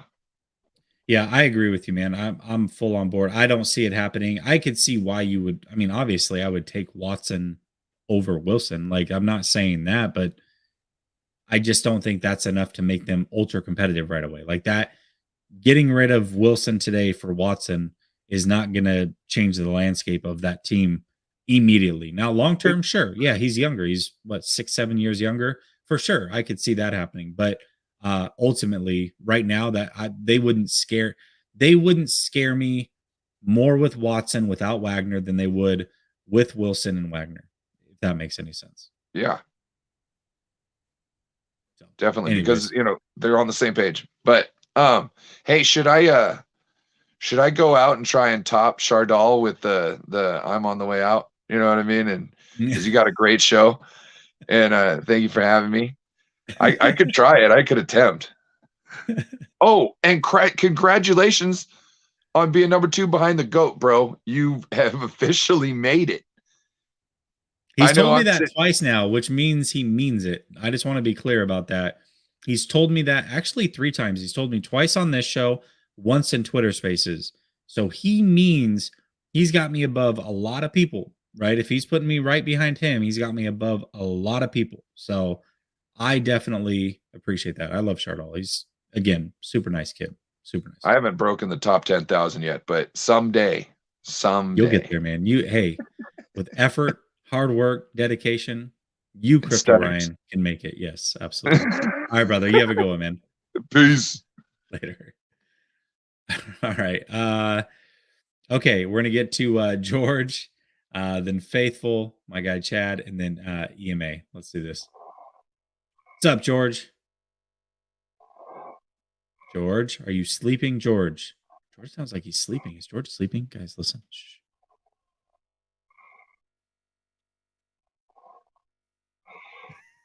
George is sleeping. George, you've been waiting that long? George, you sleeping? That's hilarious. He definitely sounded like he was asleep. That was fantastic. Absolutely fantastic. Actually, I missed Rob here. Let me see if I can get Rob in. Hold on. That was so good. He's gonna get so much shit for that from me. What's up, Rob? Hey, what's going on, brother? How you doing, man? Good, man. Appreciate the show, man. If it wasn't for Chardal, I think you'd be the GOAT. That's what I'm saying. Somebody put out a hit on Chardal so I can be the GOAT. Hey, what's going on though, man? I want to assess that Jimmy trade value we got from a previous caller. I think Jimmy Let's do it. Yeah. Okay. Come on. Set these guys straight. You're gonna set right. them straight, I think right? Jimmy has a great deal of value, if you ask me, Perfect. because for one, we unload that contract, freeing up space to sign guys, of course, as we all know.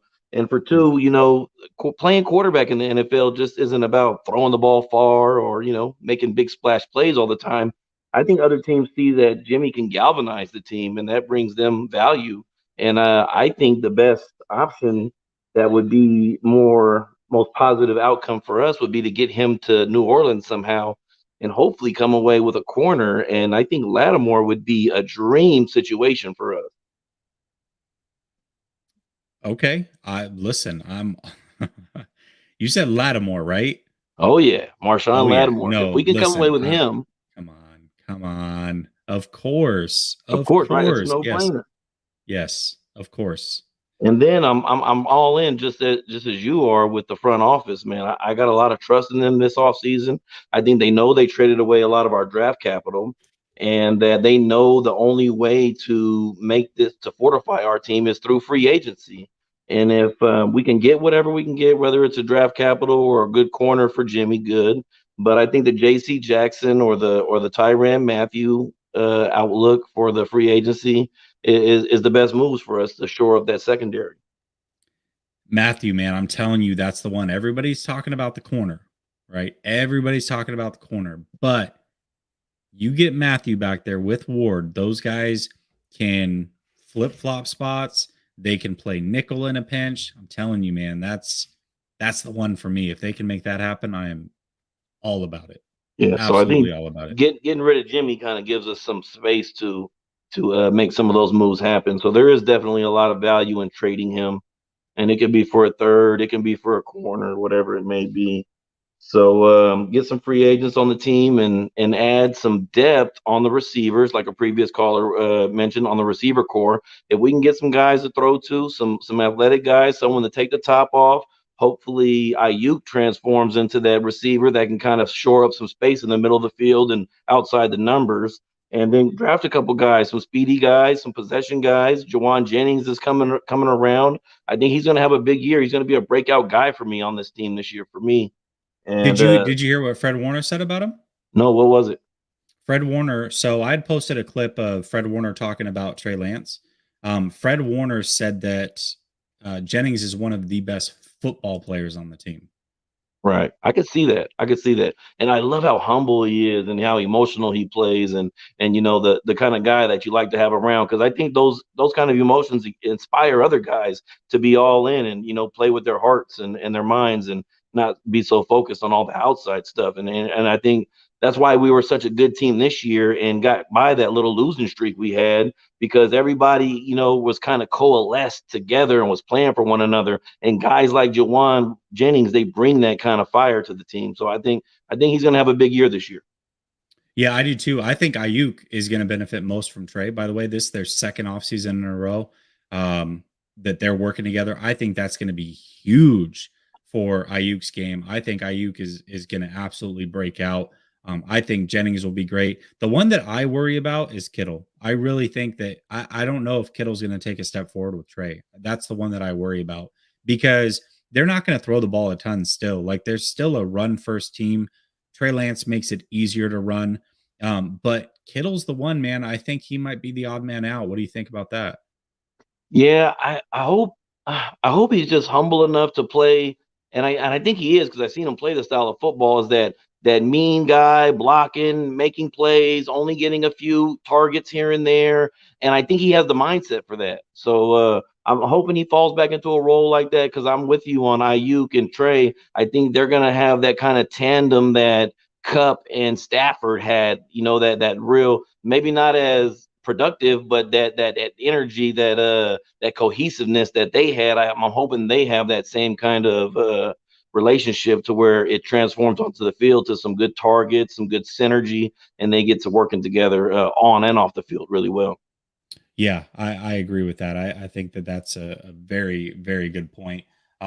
Listen, I hope that it works out. Obviously Kittle's going to bring value to this team regardless. But for me, man, I don't know, man. I don't know. He might be the odd man out, but we'll see. We'll see how it Right. goes. As long as he doesn't turn into a diva and gets unhappy and, keeps being the football player, the all around football player that he loves being, that kind of role that he's filled for us, off and on. I hope you can, be happy with that and not turn into, someone who kind of causes a distraction. And I don't think he will. I don't But think so either. I think he's the consummate pro. I really do. Obviously he's a huge Jimmy guy, but at the same time, I think he's just going to be overall, he's just a good guy, good teammate, and I think that he will do whatever he can to continue to be that, to be a mentor, be a leader for this team. And because of that, I think he'll be fine no matter what his stats are. To be real with you. yeah, and I love that loyalty factor that he has. So hopefully, once Trey proves himself to him, as a real baller in the league, that he can transfer some of that loyalty onto Trey. And I think that kind of naturally happens when you show yourself to be a real playmaker in the NFL to guys like proven guys like Kittle. Yeah, absolutely. Dang, man, So, that was a great call. I appreciate it. You have anything else before I let you go? yeah, I was going to end with a couple things real quick. Yeah, throw it out. The Brady Trey thing that's rumored around. I love Brady, man. I would love for him to come home and one last hurrah. I just think that he's in the mindset, in the mode where Shanahan would have to go beg him to play. And Shanahan's not that guy who's going to go transfer his whole system in Brady's system, beg him to come play. So although that's a dream come true, if it would happen, and it'll be a fun ride. I think we're stuck, focusing on the guys we got, which I think is a good thing. So I don't want to make it sound like a bad thing.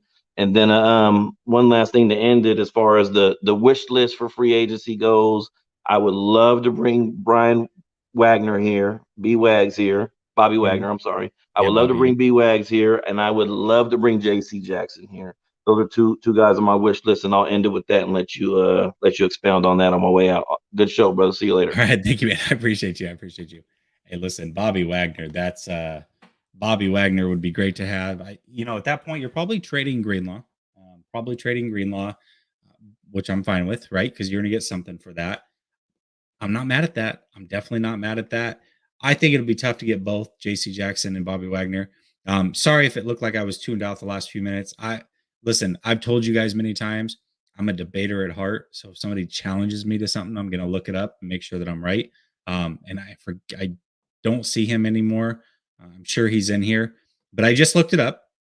Total touchdowns to turnover rate for Wentz versus Jimmy Garoppolo. Mind you, Carson Wentz has double the amount of total touchdowns because he's basically been doing it longer, right? Like he's been more consistent. So this actually proves out a little bit more. Mind you, Jimmy Garoppolo has played for arguably for sure, Belichick and then Shanahan. I mean, two of the top 5 coaches in the league, especially schematically when it comes to Shanahan. Carson Wentz certainly hasn't had that luxury. But even then, Carson Wentz, you add in the fumbles, touchdowns, total touchdowns, rushing and passing to fumbles and interceptions. You're talking about a 1.75 to 1 ratio. And Jimmy G's at a 1.61. That is a massive difference. that adds up to be quite a bit over the long term. So again, we can talk about Carson Wentz being risky with the ball, and I don't disagree with that, but he does at least push the ball down the field. He will make throws that Jimmy could never make. Jimmy Garoppolo is supposed to be a game manager. He is a game manager skill set with a gunslinger mindset. It is the worst combination you can have. A 1.61 to 1. He is worse by a pretty good margin compared to Carson Wentz, even though Wentz is quote unquote riskier. So just want to throw that out there. And then real quick, Adrian, hello, Jesse. I didn't say that on Grant Show. Hey man, I appreciate it. You didn't say that on Grant Show. I felt, I felt a little sad about that, but you made up for it. You definitely made up for it. And I appreciate you. Here you go, man.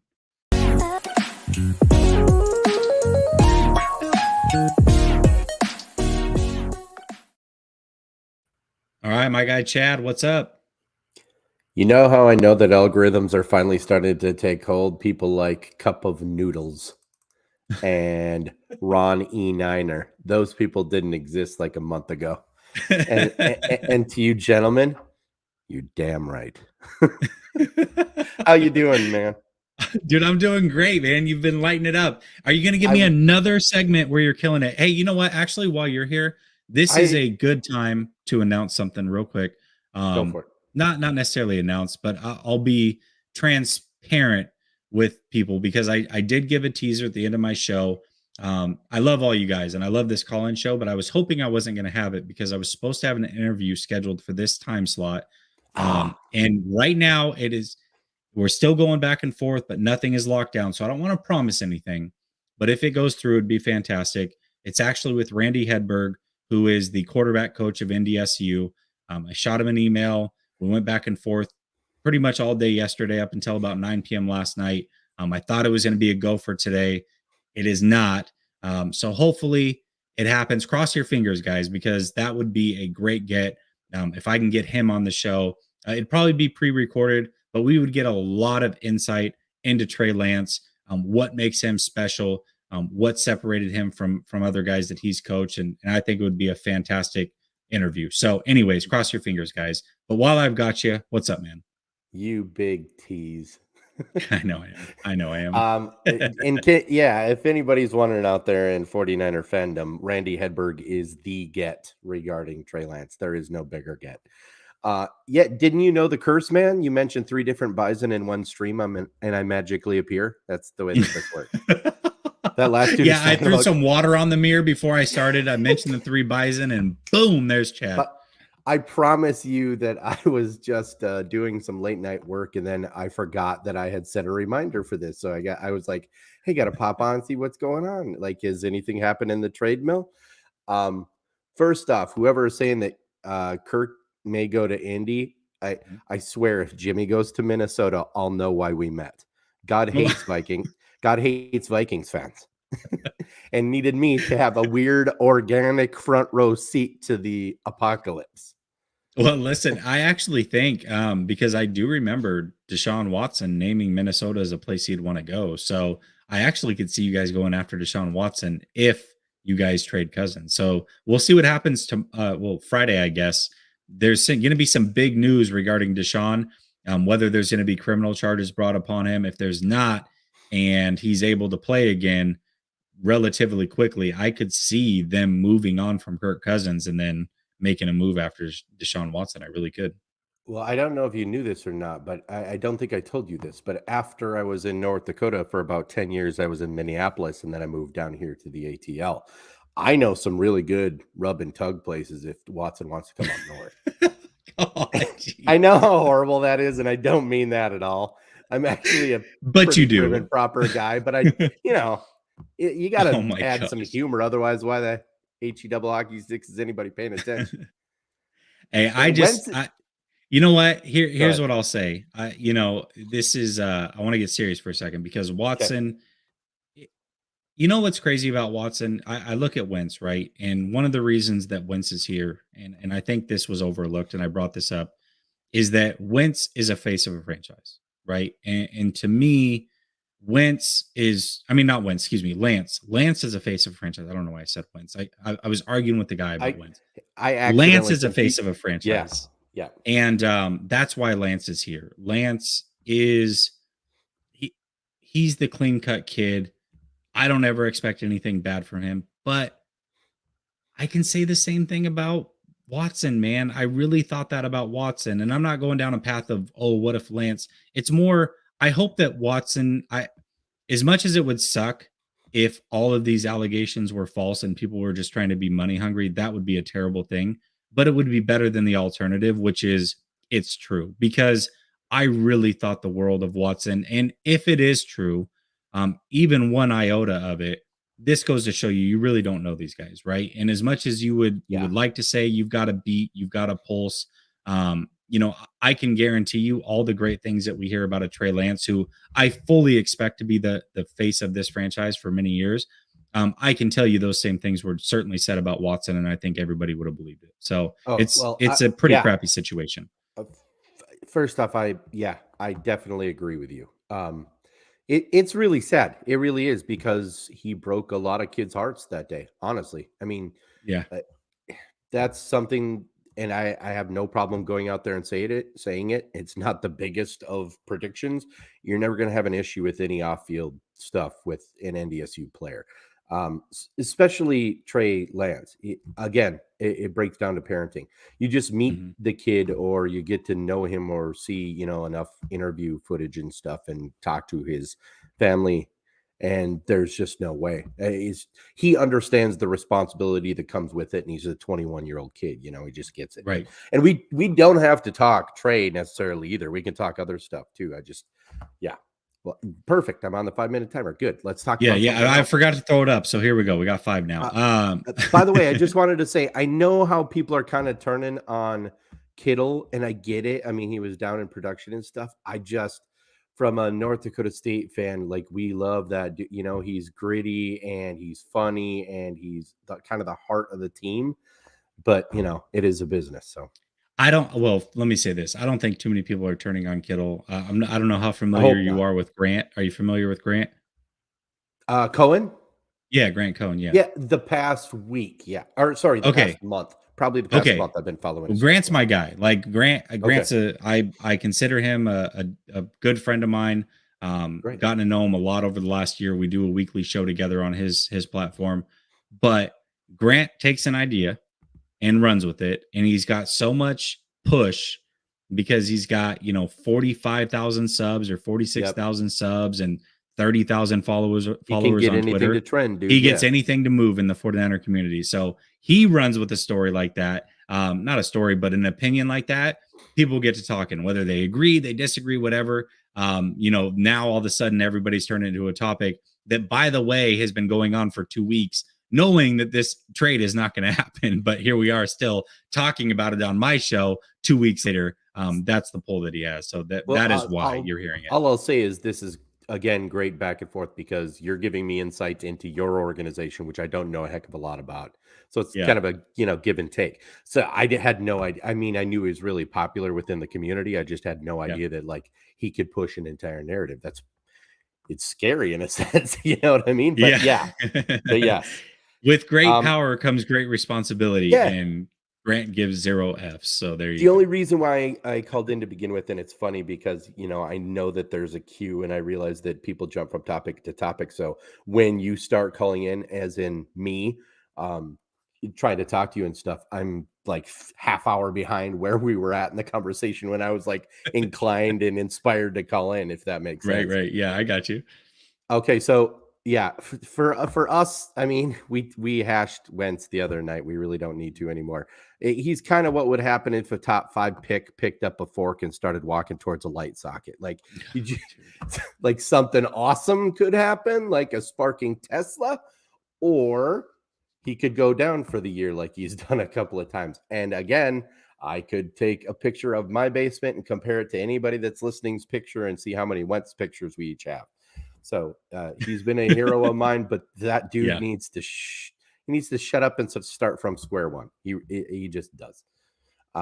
Anyway, but the reason I originally called in was because of Christian Watson, just because Let's do I'd it. given Let's you talk. insight into Trey Lance, and somebody had brought that up. Now, I understand that this is probably not your agenda. Maybe you're playing politics with me and you're afraid to be like, we don't need Watson. Stop it. No, I really am not. Like, again, I said it earlier and you may not have caught it, but if the 49ers go the Watson route, I trust what they're doing. I would say no. Like, if I'm running the team, I'm leaning no, because at this point they're probably gonna have to trade up to get him. So now I'm giving up more capital to go get a position that I don't necessarily need. However, if that's what they decide to do, and I wouldn't have said this last offseason, by the way. Once I saw them draft the right quarterback, and now knowing that this is the 6th offseason that they're doing this, I really do trust what they're doing. So if that's the route they go, then I'll stand behind it. I may disagree, but I'll stand behind it and trust that it'll work out.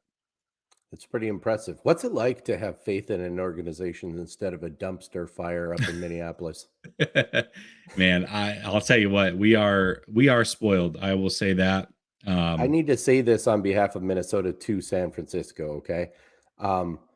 4 times to the Super Bowl, never winning. I've cried through 5 NFC championships, which we haven't been able to get over the hump. You've gotten to 2 in the last, 3 years, and a Super Bowl as well to boot. And everything that I had, that sounded Canadian the way I said boot. A boot. Well, I'm Scandinavian, so it makes sense, I guess. Oh, there you go. Close enough. Oot and a boot. So all I'm saying is we are very jealous, and this year, obviously, it goes without saying, because I unfortunately been talking to you so frequently. I'm living vicariously through Trey Lance and the 49ers here, because we're at least 3 years away from having any shot or view, in my opinion, because we've went all in, and the all in was worse than the regular. So whatever. Yeah, that's a good point. Good point. So Christian Watson, I mean, number one contradiction regarding him, or the number one con, I guess I would say, has been with all experts that it's a limited amount of production, and it's like, well, what? Stop me where you've heard this before. Yeah. So everybody has a take on that, and everybody's like, well, they're a ground and pound, but we're talking like 70% ground.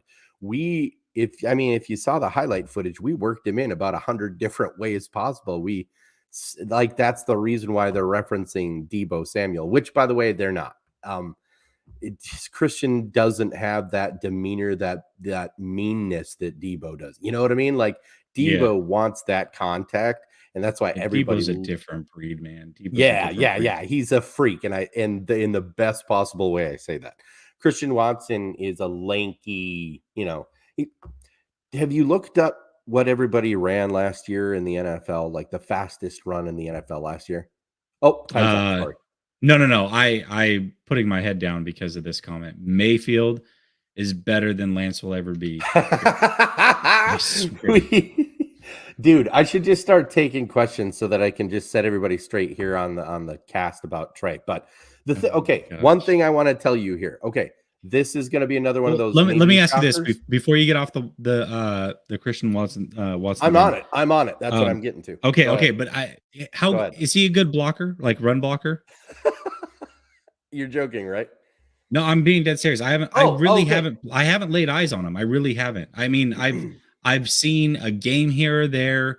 I saw him a lot in 2019, right? Yeah. If you show me a run, or if you show me an NDSU player that's not good at blocking, they should have never been on the team. It's like a prerequisite, honestly. Yeah. I'm dead serious. And I figured that. I figured go to the whistle note with every block. Like, you saw the play where he blocked 3 guys in one play, and was the reason why that down the right sideline breakout happened. True. Right? That's a good point. No, that's a good point. That's one of 100 of those. I keep saying 100 like Trey's film, but no, if you really dive into his film, into his tape, he's a complete wide receiver. He just needs, honestly, a little bit of polishing, and he could be elite as well. But but by the way, Jamal J.A. Young, who I got to get off here in a second, right? My 5 minutes are up. Who is that? Good. Because he knows, like, I swear, more than I do about NDSU. Jamal. No, he's Jamal. He's my guy, man. He's on Twitter. Jamal Armstrong, Great Yeah. guy. I've had him on the show a couple times. He's fantastic. Yep. I like every time I bring up something about NDSU, he's like spitting stuff that I was just about to get to. Yeah. Watson, 23 miles per hour. That's not just like in practice or something. That was multiple times in game last season. 23. Yep. Do you know how that compares to the NFL? Oh, that's top notch. Would you know like what Melvin Gordon's speed was in that number 1 run? It was 21 and a half. He's a mile and a half faster than anybody in the NFL right now. Well, I know. Am I want to wrong say on something there? No. I want to say that I'm trying to remember what Mostert was because he had like 3 of the top 4 a couple years ago. I thought he got up to 21.9 or 22.9. I don't know. Either way, but yes, 23 is blazing fast. He's also like in a sense like Trey in the fact that his first step isn't always the fastest. You know because they were getting at the. I mean, his 40 was awesome. I guess I shouldn't say that, but I'm saying in the Senior Bowl, he was having like he clocked like the 5th fastest in game or whatever. And I was like, well, nobody hit him in stride on a deep ball. So he really didn't get an opportunity. And there was jokes going on that he was going to jump on the sideline and just start sprinting against other guys that were doing their out routes just to have an opportunity to like go full out and get to the 23 that we knew he could. He only got to like 21 and a half because of that. So. He gets his ability from soccer, by the way, big soccer household. His dad and his uncle and one other male in his family were either NFL players. Like his dad was an NFL player, played for the Green Bay Packers. His brother went through the draft process and uncle, that's who it was. So, I mean, that's an all around football family right there. So, well, the soccer thing is huge. Like when I think of people that played soccer growing up, footwork, automatically I'm like, okay, I know your footwork's on point. I know like footwork, soccer, I can see how that parlays into basketball, and I certainly can see how it would parlay into any football position. So yes, I think, that being added in is a nice little tidbit because it's all about footwork, especially at the receiver position. Corner, stuff like that, you got to have amazing feet. And Watson, being a soccer guy, running that fast, I didn't get to see. I don't know if did he run the 3 cone. If he didn't, I would imagine it would have been. I don't incredible. think he did. I wish that he would have. Yeah. I don't think he did. Me too. That's what I wanted to see. Yep. Let's see. What else did I want to tell you? Yeah, he's elite in blocking. Actually, his blocking for a wide receiver is probably better than a lot of his other attributes, which is insane because his other attributes are up there too. I will tell you that early on, because everything it sounds like I say is rosy sunglasses in regards to these two, but I will tell you that early on he did have some hand issues, like his freshman and sophomore year, he redshirted quite a bit. His first pass was thrown to him by one Easton Stick, who should be a backup quarterback for the San Francisco 49ers. Like my random points of factor. I love it though, but he would be a perfect backup for the 49ers. So every player in the NFL specifically has like that game, the foundation of a draft profile where everybody takes notice and is like, whoa, what was that? That game for Trey and Christian was Montana State. And you've all seen that specific clip. 2019 semifinal in Fargo, Christian and Trey connected on a bomb. And I saw something in that game that I'd never seen before. Speed to slightly slow down, catch a ball, be a foot away from the secondary and pull away from them. I'd never seen that happen before in my life in football. So that was like, yep, that was 23 miles an hour. That's all day there. You can see that running through that hole. He did. I will say this. I just remember everybody was talking about him like, oh, this kid, I don't know who he is, but he's pretty good too. While we were all watching Trey and trying to figure out if he's any good, a lot of people, myself included, were mentioning like, I don't know who this kid is. And then obviously 2 years later, we're learning who this kid is. But yeah, he's a really good football. That's why I said I wouldn't be mad if they did it, right? I could understand wanting to be just that dynamic on offense, but there are other things that I would prefer that they get. But I also wouldn't want Watson to go to a rival, right? Right. I don't want to see him end up in the division. Like I certainly, it's a catch. Oh my 22 God, for what if me, he ended too. up with Kyler Murray and then I've got Hopkins and Watson to deal with? Like that's terrifying. I don't want to see that happen either. You know what I mean? So it's like, Yes. I don't know what the breaking point is, but that's not something I want to see. You have to understand, for me, it's a catch-22 also, because I'm like, at what point, Chad, does your selfishness for what you want here from an NDSU standpoint Right. overtake or become a negative for Trey and what the needs are at other positions throughout the roster? So I say it half joking until I realize that there's actually a little bit of teeth here within the fandom for Christian Watson, and I'm like, for sure. This is really hard to turn down. Can I comment, if I can, quickly on somebody's comment? Pierre Strong from South Dakota State University. Phenomenal. He's an awesome talent. Okay. He's a running back from South Dakota State, a jackrabbit. And we are big-time rivals, but we're talking about Missouri Valley here, and that trumps anything else. So I just wanted to mention that. Perfect, man. Thank you for dropping nuggets like you always do. We'll talk on Twitter, all right? Okay, cool. All right, brother. Have a good one. You too. Later. Listen, I love the inside information on NDSU, man. I can't get enough. So anyways, appreciate it. EMA Beats, you've been so patient, my guy, so patient. So I appreciate you for sticking around. Hopefully I'm going to pull you up and you're not asleep like George was, but it's possible at this point. I mean, it's midnight. It's 12:17 if you're on the East Coast. I mean, we're in the morning hours, so we'll see. What's up, man? Yo, what's up, Jess? How you doing, man? I'm doing good. You're not sleeping, so that's a good start.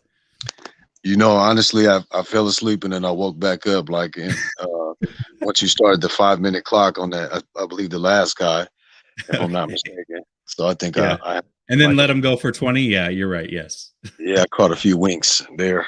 Are you East Coast as well? Are you East Coast or are you West Coast? West. Yeah, I'm on the come on, man. It's early over there. 18. Yeah, well, when you like, the dad stuff, man. I get up at 6 a.m. with my kids every day, and I got to get three of my kids together and to school and back, and I'm up all day, man, running. So, I feel, dude, I definitely feel it. How old are your kiddos? Well, the kids that are here with me now, I have my 9-year-old and my 7-year-old and my 5-year-old. I got a 9 and a 7-year-old. Boys or girls? My girls are here right now. My son's not here. He lives in All right. You got you got a full house going. Yeah, man. Yeah, so it's busy all day. But yeah, man. I heard the news. I thought it was, the Russell Wilson news, man. I thought it was just hearsay. I thought it was like just some BS or whatever. I was shocked, man. 2 firsts, 2 seconds, a 5th, and 3 players. I mean, That's a lot for a 33-year-old. Yeah, that was some deep pockets and some severe desperation on the Broncos end. Hopefully they can turn around the organization with that. You know what I mean? It might take some time, but Russ is a damn good QB, man, but what everybody's excited about us not playing him, but we actually play Denver next season. I know they do. I know. I'm like, God, can they get rid of this guy already? I'm tired of playing him. Now he's going to have a kind of a better team. They got Jonas Griffin over there. Our linebacker that we had, and he's looking really good. So, and they got Javonte Williams. They got some really dope players over there. So they'll be looking good next year. But it sounds like Von Miller wants to go back too. Yeah. Well, he might as well. He started there. It'll be good. He'll probably end up retiring after that. And now that Russ is there, I'm sure he's even more excited to go back to Denver. That was even before Russ actually got there. So, that's a good look for them. But I'm kind of glad though, because that, raised the stock, like everybody who's, pretty much knows, is, that gives us a better opportunity of getting some some better capital in exchange for, Jimmy. And I was surprised to see Carson go before Jimmy, but then again, I mean, I guess it's in order of importance right now. And, I don't know, man. I know a lot of guys, they rag on Carson, but Carson's not that bad, man. I know That's what I'm saying, man. He's not. He really isn't. I honestly think that he's a damn good quarterback. It just he has his hiccups, kind of like how Jimmy does, but he's got a way better arm. His athleticism and his all around, abilities as a quarterback, I actually like. You know what I mean? He tries to get it done, and he's even with his injury history. I mean, when he broke his ankle, had that surgery, and he went right back to playing. Like a month later, I think, if I'm not mistaken, or whatever. But I was expecting that to be like a reoccurring thing, and him being out. But he went right back and started playing. Before the season had started. I think it was during the off season, but kind of closer to the season when he got that surgery. If you remember. Well, I think that, I can relate on not quite that level. Obviously, I did, no professional football, but for me, I played a lot of, once I got into my 20s, I would play at a lot of outdoor basketball, a lot of 3-on-3 tournaments, and a lot of flag football. And we're talking, 5-6 games a week between the two. And over time, man, my ankles, I ended up having talar dome fractures in both my ankles, which if you don't know what that means, it's basically all the cartilage wears away in your ankle. And so you're bone on bone. The leg bone is stronger than the foot bone, so it breaks it and chips away at it. And so you have to get surgery. So I had surgery on my left one, but I still have it on my right one. It's been, about 10 years, torn meniscus. I've had a lot of knee and ankle things that I just played through, right? Because I'm like, whatever, I'm young. I don't even ice. It just is what it is. I can deal with the pain, and I would play. We don't even And now, stretch. yeah, and now I wish that I hadn't, right? And so I think that Carson's the same, right? Like Carson is a competitor, and so he went out there despite these injuries. And yes, you may be able to go out and play then, right? And you have a high pain tolerance and all those other things. But in the long run, it cuts at your career. And I think that's kind of what you're starting to see with Carson is physically he's going to start deteriorating very, very quickly because he is playing through those sprained ankles and all those other things. But eventually, that leaves you in situations where you're bone on bone and you're in a world of hurt and you really can't move the way that you should be at a, 33, 34 years old, whenever he breaks down. So yes, yeah. I can empathize with that because I understand what he's trying to do. Yeah. And they blame I know he's probably the scapegoat and whatnot over there in Indy. But he didn't do that bad. I mean, shit, they were one game away from going to the playoffs. They could have got a first round pick for him because I know it was a conditional second. So you know, he actually turned it around. I mean, they beat us. I was pissed. And they started to actually do really well towards the end. I know they lost that game against the Jags, and just a couple of mishaps and what have you by him. They got a damn good running back and a nice little receiver core and some some guys over there. But I saw the thing about Jimmy not waiving his trade clause for the Commanders. That kind of irritated me a little bit because I'm thinking the Commanders probably would have been the ones to give us a little more, maybe for, Jimmy and what have you. We could have squeezed the first out of them, but I don't even know what picks they had. I know they didn't do. Maybe that deal that they just gave for Carson is what was meant for the 40. I don't know. Maybe that was the original thing is, hey, we'll give you we'll flip flop seconds, give you a higher second. We'll give you the 2/3. Next year's third could escalate to a second. Like that would have been a haul for Jimmy. I would have taken that in a heartbeat. If we got the Carson Wentz trade for Jimmy, I'd have been so stoked. What picks exactly did they get? I just saw it was some mid-round picks. Yeah. So basically they swapped second-round picks this year, which allowed the Colts to move up. I think for the Colts it was only about six picks. But for the 49ers, it would have been, about 12 picks or whatever. And then they also, or actually it would have been closer to around 20 picks. And then they also gave them a third rounder this year and a third rounder next year that can escalate to a second if Carson Wentz plays I think it's 75% of the snaps for him. So yeah, they got quite a bit for him actually. Yeah.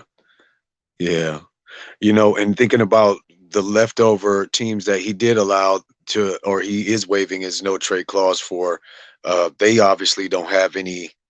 Well, I mean, I don't know for a fact, but I mean, considering they didn't do as terrible as the Commanders did, they don't really have any first rounders laying around unless it's for like a different, year or something like that. But, between Pittsburgh and the other options that are out there, the Saints and I can't remember. Oh, in Indy, so I don't know, man. It sounded like he's going to be going to Indy.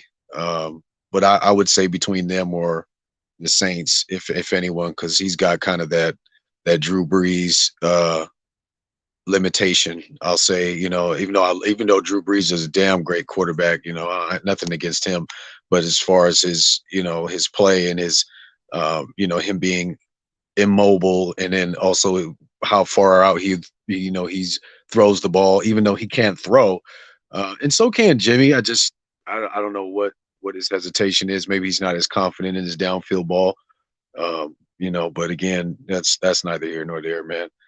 I just want us to be able to get as much as we can and trying to hopefully get up into that second round or hopefully that late first round and, be able to make a splash in there, because I hate to see us miss out on a lot of great talent. I feel like even last draft, there was so many players like that were just, spectacular, like, that are going to be, down the line, they're going to be household names. You had Kwity Paye, you had Jason Owe, some of the receivers, and just there was really a lot of guys that were there that we didn't really get to do as much. And then we traded up to get, Sermon, and I'm just like, man, what the hell's going on? I just really hope we get the bang for our buck with Trey Sermon. That is, I'm fully confident in Trey, and I saw Trey towards the end of the year in 2019 after we lost the Super Bowl, and I was just like, man, he would be great on our team. And then I started following him after that, and I figured we wouldn't get him if we were to land Trey Lance, we would have gotten him the year after we got Brandon Ayuk, and then bam, we ended up, it ended up happening. So I'm confident in Trey. I'm just the other players, the other Trey, yeah, Banks, Sermon, yeah, Diamador. Diamador is a third round pick. Like we could have done. No. Diamador was I think a fifth. It was Ambry Thomas that was the Ambry third. was and the third. I actually have confidence in Ambry. I thought he played well. That's right. That's right, but it's the other way around. I at this point, yeah, Ambry. I'm definitely confident in Ambry. He just has to get his weight up a little bit and learn some other different things. But man, he sure did, turn things around. I don't want us to go crazy. I don't want the Stephon Gilmore thing. I keep hearing about that. He's getting up. He's getting older. He's got the little injury stuff, and that's a kind of, to me, a waste of money. The J.C. Jackson kid, he wants a lot of money. We have so many hefty contracts already on the team.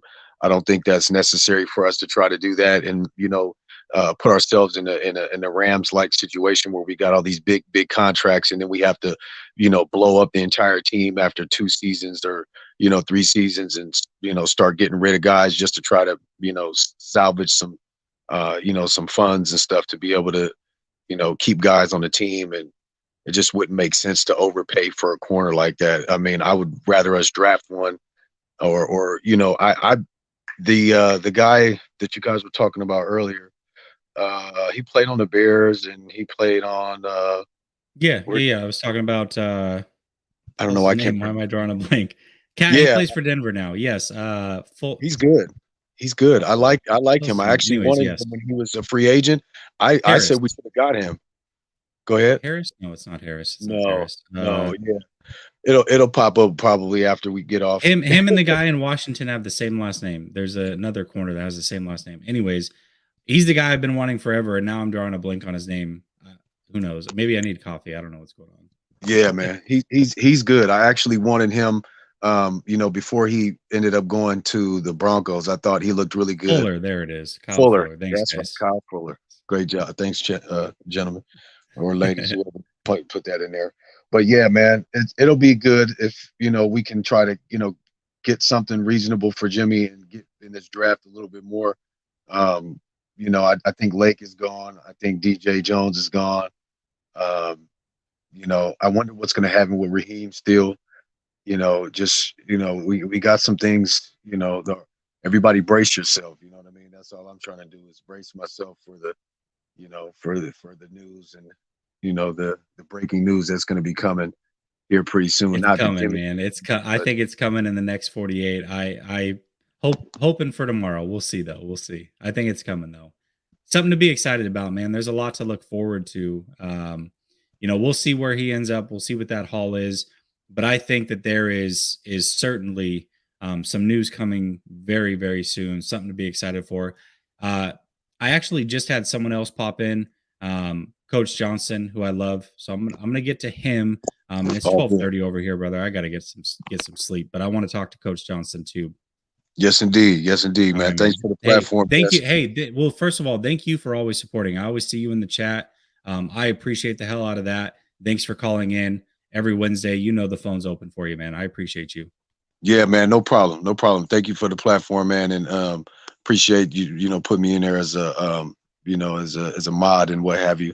You know, I ended up you know, getting what's his name that one time. I just put him on Shay, timeout. yeah. Yeah, Shay. I loved it. Yeah. But Shay's a frequent on Rambo's show, and you know, we had a little issue before, but I got no issue with Shay. Shay's cool, you know what I mean? And I didn't even realize he had just dropped some money, and so I was like, is he serious?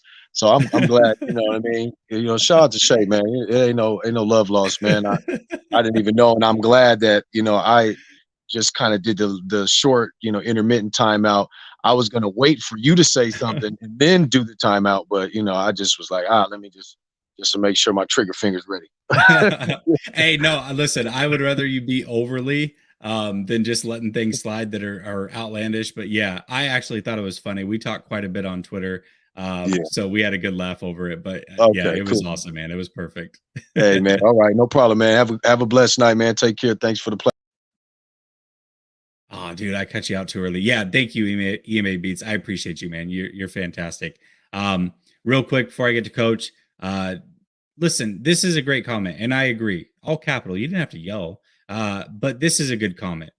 He has always been professional, but also let's not forget, Jimmy him and his team waited on this surgery news because they're trying to get released from this team. So let's not let everything slide. But throughout the season, with everything going on, you have to give him credit.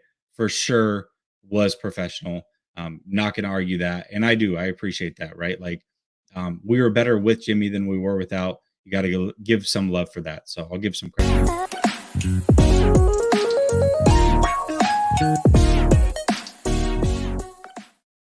All right, I'm gonna take the banner away, get Coach Johnson in here, and then we'll end the show there. Let me get this here.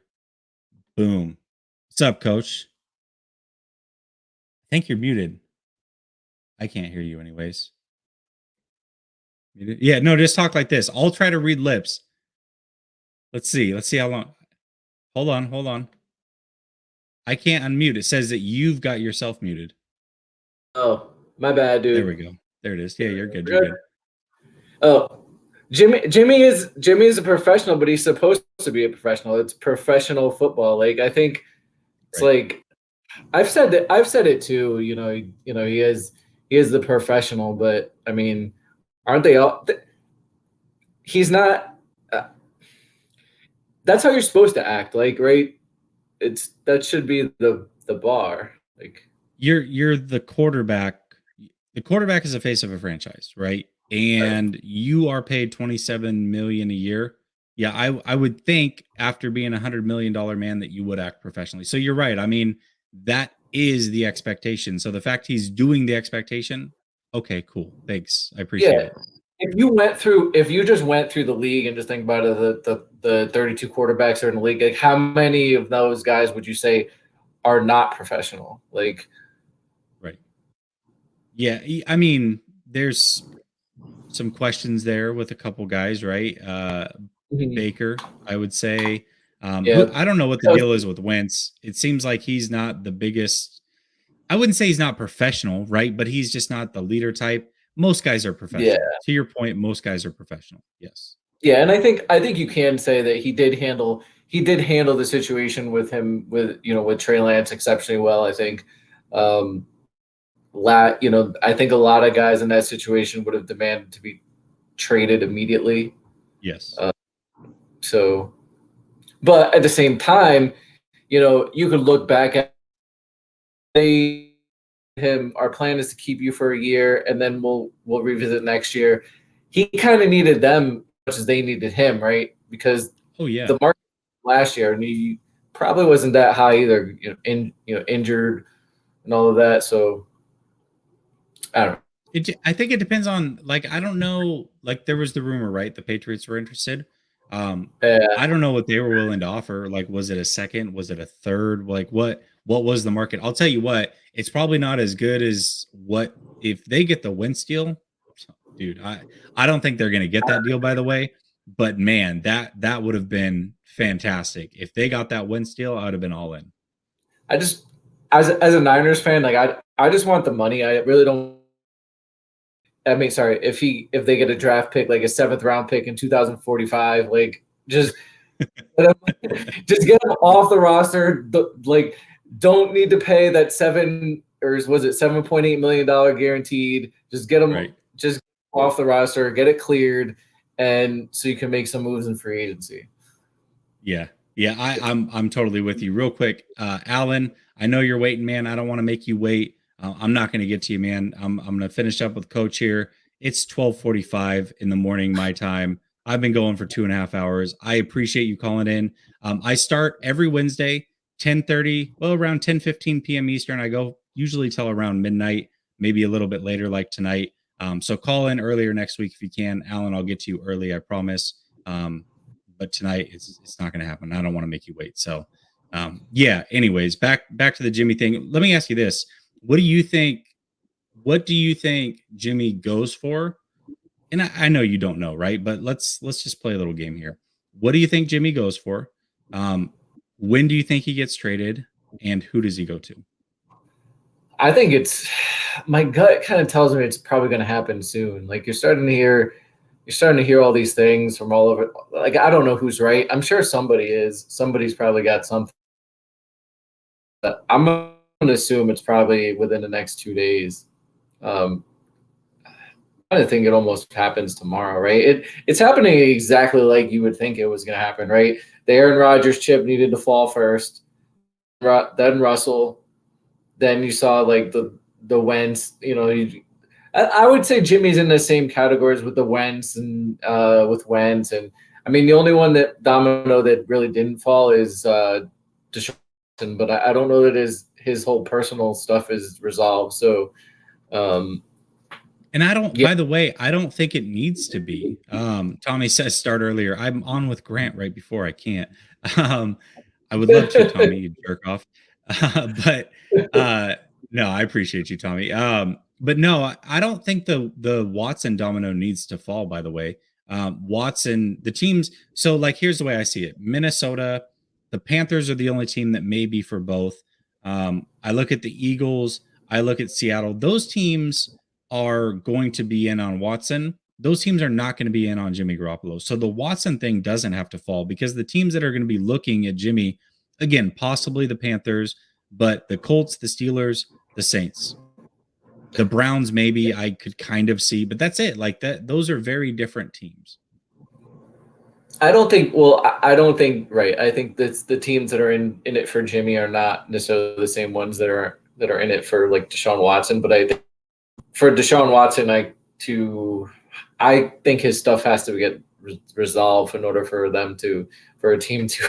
I guess some people are saying Steelers, but I don't know. Like, I think if I was an owner, like I would not okay that until. But I guess. Well, I think the Steelers are a super smart franchise, right? Like, so for me, that's cool. I can't wait till I get called a jerk off. Listen, the Steelers are a super smart franchise. I also think the Colts are a pretty smart franchise. So to me, it is a little weird that these teams are in on Jimmy, being that he's going to cost something. He's not that great. I mean, if I'm running the team and I need a bridge quarterback, I'll take Trubisky at 10 million. Like, I'm cool with that. And I have to give up 0 assets for him. I'm not saying that he's necessarily better than Jimmy, but at that price and no assets, yeah, I'll take that over Jimmy. The crazy team to me that's out there is the Saints, because I feel like I don't know why they just don't blow that thing up. And like, I would not be interested in Jimmy or any, like, if I was the Saints, I would be looking just to blow it up and then reset it. I'd be looking to acquire draft picks. I mean, they're in the definition of salary cap hell. Like, they really need a reset. So to me, if he went to the Saints, that would be kind of crazy, because I think there's a big reset there. I agree. I mean, you just lost your coach for the last however long. The year before, you lost your franchise quarterback. It definitely sounds like Michael Thomas is probably going to be moved. So, yeah, it doesn't make a lot of sense. They're constantly battling the salary cap and trying to get under that number. So, for me, it doesn't make a lot of sense. But I don't care. Like, wherever he goes to that's going to cost the most, he can go to the Scandinavian, I don't care. Saskatchewan, go wherever. I do not care. Yeah, I don't care either. And people ask me where he's going to go, Shanghai Sharks, but it's the NBA reference. Yeah, I feel it. I do. I agree with you, though. I really think tomorrow it's happening. I got a feeling about it. It just makes too much sense at this point. Everything has fallen into place. Let's get it done. I would imagine that it's a possibility a deal is already done, but they're trying to work out the contract side of things before they would announce it. And obviously, it can't become official until the 16th. But I would imagine that something is going to come very soon. Go ahead. Yeah. You saw what? I know someone was out there talking about there was a deal imminent to the Saints, and then what's his name? AD 49er says it was false. So that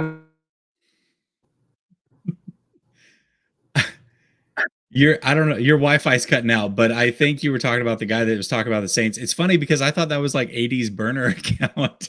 So now AD and him are like going back and forth. Is it AD arguing with himself? Is that what's happening? all I know is I saw that he said it was false. I'm like, oh, that's probably true then. It's probably right up the money. Yeah, it's probably the Saints. Look for Jimmy to go to the Saints tomorrow. Well, it's funny is that guy. I've actually been intrigued by his account because he had like 70 something followers. And then he just went hard today about the Jimmy Garoppolo and he's an insider and all these things. And he picked up, I don't know where he's at now, but last I saw he was at almost 400 followers. I'm like, people are buying it. At the very least, he's got himself a good little campaign here to get some followers before it looks like he starts his would-be podcast. So not a bad move by him. We'll see. I don't, the Saints to me don't make a lot of sense, but if it happens, hey man, more power to that guy. He was right. Although he'll come at me because I definitely clowned him a little bit. I gave him the Conor McGregor, who the fook is that guy, and retweeted his stuff. So I don't know. I mean, crazier things have happened. I kind of thought for sure last year that hit the reset with Matt Ryan. But instead they extended him and kept him. Like, for them, I thought it made sense to reset it, but now they're not looking too good. No, I agree. But situations dictate differently, right? Like, again, I look at Minnesota, like moving on from Cousins at this point makes a ton of sense because they saved 35 million. Matt Ryan, I don't know what his deal was. I thought it might have actually put him in the red if they traded him. So maybe it didn't make sense there. I don't know, man. A lot of these franchises are pretty poorly ran. So who knows what's going on there? Yeah. It'll be an exciting next couple of days. See what it comes up. And then you got free agency right after. Oh, dude. And snagging someone or I kind of think they still have to make some more moves if they're going to do anything of note. 25 mil can eat up pretty fast. I mean, you got to remember with their draft picks, I think their draft picks is about like 7 of the roster. 6 or 7 mil of the roster.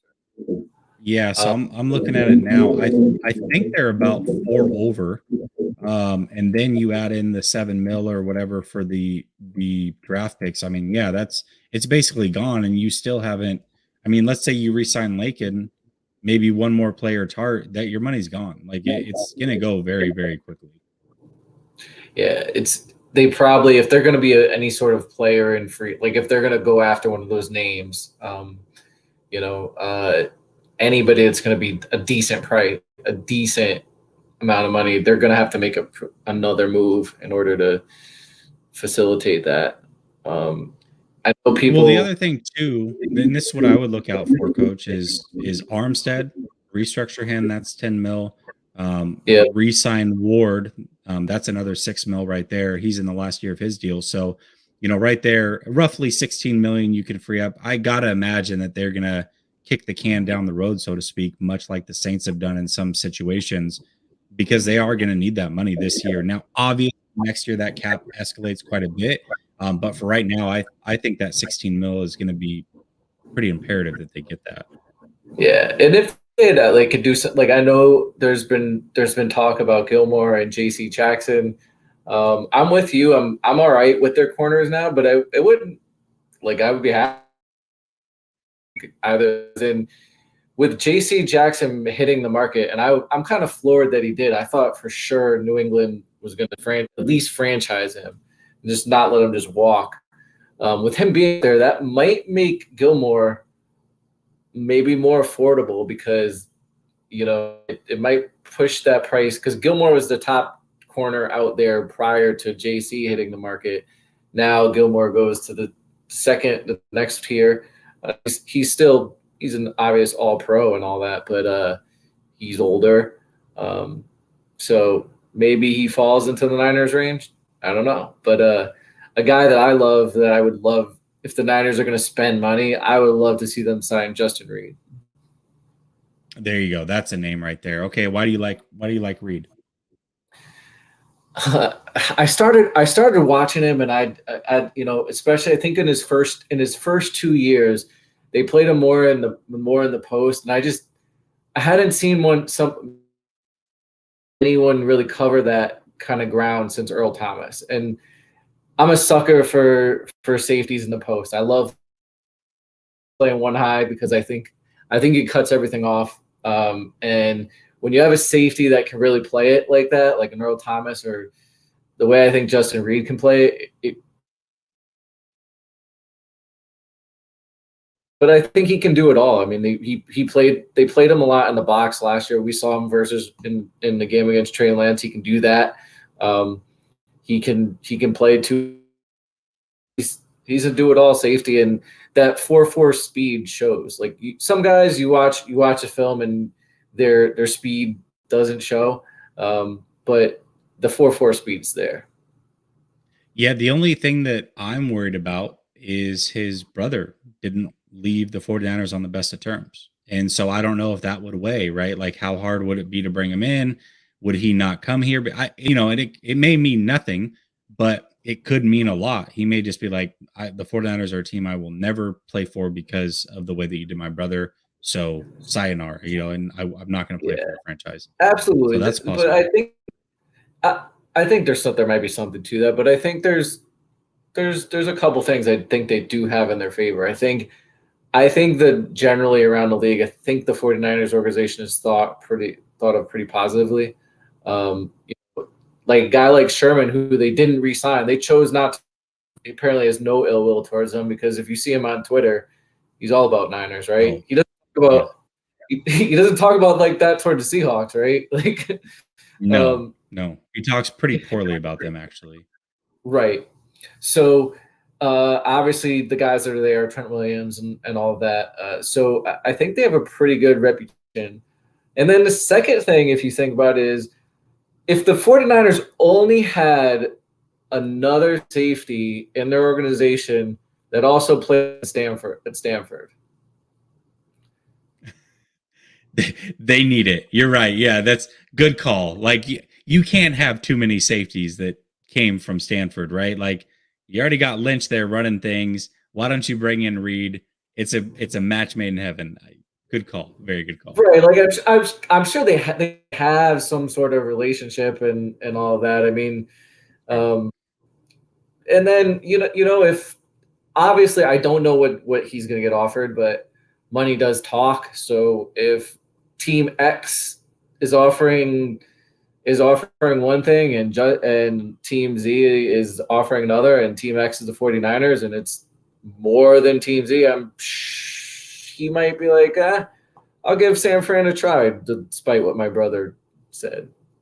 Yeah, that's true. Well, didn't he retweet? Didn't you throw out some film on him and he retweeted it and commented? Wasn't that you? Or am I tripping? Yeah, he did. Yeah, he did. He liked it. He didn't retweet. He liked it. Yeah. Okay. Well, there you go. But that was pretty damn cool. Yeah, and Stephon Gilmore's wife retweeted one of my tweets during the year. Oh, really? Mm-hmm. Getting all the love from all the DBs that are not going to end up in San Francisco. Yeah, I know. Yeah, it's gonna be Josh Norman part 2. Like, oh God, don't. Did you see? Speaking of that, dude, one of the best tweets ever was East Bay Chris throws out, "Oh man, it looks like the 49ers aren't franchise tagging Josh Norman. Man, what a bummer!" Like, dude, he's such a troll. Yeah, I just, if they don't get any of those guys, it is what it is. I'm happy with what they have at corner. I mean, I would love for them to get Justin Reed. I like. Another thing is he's young. He's not that old. So if you're going to spend money, spend on a guy that doesn't really get injured, that can fit in your system, and is young, right? So if you be there for a while, his prime. So to me, that's a guy you kind of splurge on. And I don't disagree. Safeties. I think the other thing I think you have to look at when you're looking at safeties, and when I'm starting to look at these guys in draft, the Niners do have a type that they look for. Like, if you look at how they draft and everything, they are kind of size queens. Like, they seem to like small safeties. Jimmy Ward's their smallest safety, and he's what, 5'11". He's what, 5'11" and like 190 something. So he's shorter, but he's not exactly small. But all their other ones are 6'1", 6'2", 205, 215.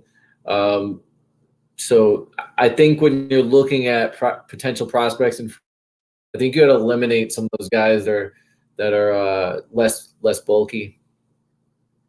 I don't know how much you've put into the draft, but Jamal says Nick Cross or Lewis Sign, safety in the draft. Yeah, that's two really good names, man. I've watched some of Seen, and I think it's not Seen or Sign. I think I question his ability to play in coverage. I think he support and he'll bring it, but I don't know if he's that guy that's going to be able to really, really cover ground. I'm not going to say he's better suited for in the box role, but you definitely can see the speed there with him, but I don't know that I see the fluidity in pass coverage and the ability to really get out there and play coverage. Yeah, I like Cross a lot. He looks phenomenal, and he fits that mold that you're talking about because he is around 6'2", 210, 215, 220. I don't know exactly. Oh, there we go. Jamal says 220. There you go. So 6'1", 220. Yeah, that fits the mold, right? So there you go. Yeah, Smoke Monday. That's a safety. I haven't watched it, but that's a great name, right? If they drafted Smoke Monday a player, it would be fantastic. Yeah, dude. There's so many great names coming out of this draft. I'm like, I just want to draft a bunch of guys with cool names. Like, it doesn't get better than that, right? Like, you just got a bunch of cool ass names that you're rolling out. Like, you got Debo, you got Smoke, you got whatever else going on over there. Right. Yeah, I'm all about it, dude. I'm so all about it. And you got in a couple more years, you got DeColdis Crawford at LSU, wide receiver. Yeah. Yes. It really is starting to turn into that skit. The what was the one skit with was it Key and Peele where they did the college name skit? Yeah. Oh, dude, it's so turning into, and I love it. It's fantastic. Yeah, some of the best. I'll watch some Smoke and see if he brings a smoke or not. I haven't checked him out yet. I know high on Petrie. Oh yeah, Sauce Gardner. That's another one. Oh, great name. Great name. I don't think the Niners are gonna have a shot. He's a corner. I don't think the Niners are gonna have a shot at him. He ran pretty well, and he's probably a first round pick. Yeah, I agree with that. It's just, I mean, based off of the name, he should be a first round pick. Absolutely, but hopefully within the next couple of days, the Niners will be able to pick up some picks or maybe a player. I don't know. It could, player and not necessarily a pick. Could be a player. Hey, listen, if they want to ship Jimmy in a third or Jimmy in even a second for Lattimore to the Saints, let's do that. I'm all about it. But yeah, man, you're right. It could be a player. I'm not going to argue a player. As long as it's somebody that fits what we need, that definitely is a possibility. Wouldn't be too mad at it. You never know what draft picks. So my friend mentioned Davenport on the Saints, and I wouldn't be surprised if they did something like that because. You cut out there for a second, but Davenport would. I said You said Davenport, right? Yeah, Marcus Davenport. What's his cap hit? And I think he's got like 1 year left on his deal. So the Saints might be an ideal. Oops. Ruined my mic there. Marcus Davenport. Look it up. He's still in the rookie deal, I believe, right? I think so. Probably last year. It's got to be. I'm pretty sure it'd probably be like the last year. Yes. So he has a void year. So this year he's going to count as 10 million. If he is traded prior to June 1st, they would save 8 million. So he would cost us about 8.5 million. I would do that. I would do it. I would take a flyer because imagine him with Kosaric. I mean, we're talking about this guy's a monster. He's like 6'6", 260. Looked fantastic coming out of college. I don't think he's done a ton since he's been in the league. I could be wrong. I felt like he hasn't done a lot, or at least lived up fully to the expectations. But that's a frame you can work with for sure. Yeah, I think he's had like the 6 sacks, 8 sacks a year or something like that. I don't say, but I think it's not like he's not doing anything. He's had. I stand corrected. His rookie year he had 4.5. Second year he had 6. 2020 is what I was thinking of. He had 1.5 sacks. The last year he had 9. He had 9 last year. He'll be a double-digit sack guy. That's a very good one. I'll take that, and that's realistic. Right? That's actually a realistic deal. Well, that's what I think. People are thinking Lattimore. I don't think they're ready to take that contract on. But I think I could see them doing something like that's a type of player that they would acquire, right? He's a defensive lineman. They're like capital on that. He's a guy that maybe they feel like they could get more production out of than the other team. So he becomes Arden Key to whatever. Insert previous defensive end from the previous year that didn't have a lot of production, but Kosaric can maybe take a guy that had 9 sacks to a guy that has 16. 8, right? Something like that. Well, imagine, right? Like, let's say Bosa gets probably to 20 with a guy like that on the other end. He gets to 11. You're talking 31 sacks alone between two. That's actually realistic. I could definitely see that. Yes. Yeah, That's and a very, very great trade. Right, and with those two, if you those up two together, you wouldn't necessarily need Bosa to go hard and get like 20 sacks. If he got upwards 18, something like that, and then Marcus Marcus could get 16, something like that. If then it's just gonna make the whole defensive line ever more productive, right? No, that's a great point. I actually really like that trade. I think that's super realistic. I think the 49ers would be on board. Yeah, I didn't even consider that. That's fantastic. Did you come up with that one, or did you catch that one somewhere? You said? I was just texting with my friend, and I heard the Saints. He said Lattimore. I said I heard the Saints and a player, and he said Lattimore question mark Davenport, and I said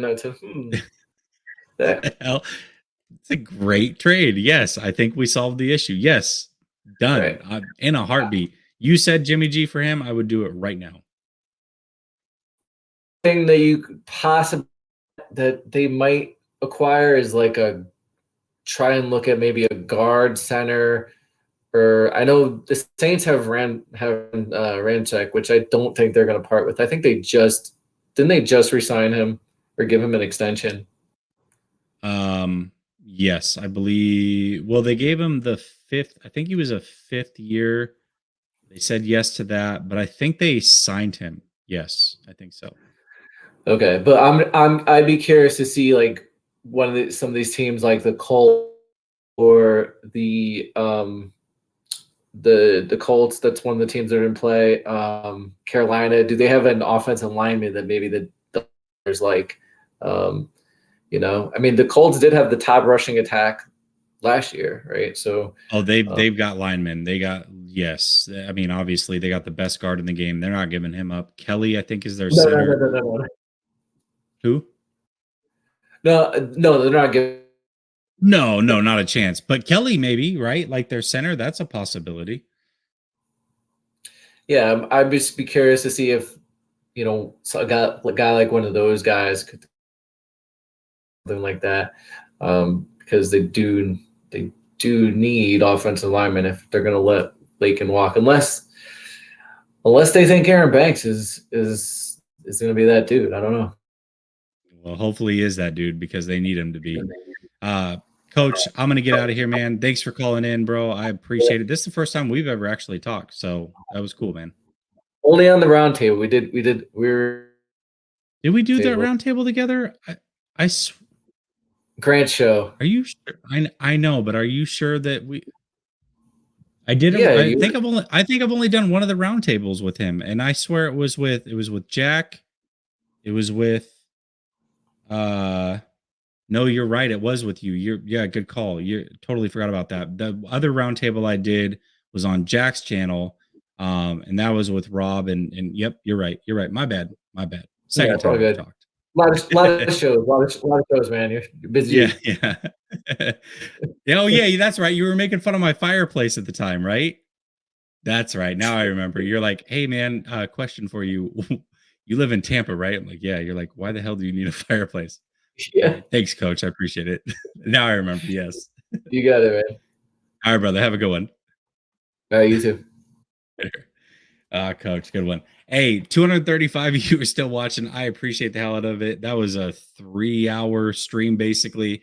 If you have not subscribed, please do so. Hit the bell notification. Appreciate each and every one of you. Have a fantastic night. I'll be back tomorrow with Jack, and then back here on this channel with my co-host Rad. Appreciate y'all. Have a blessed night.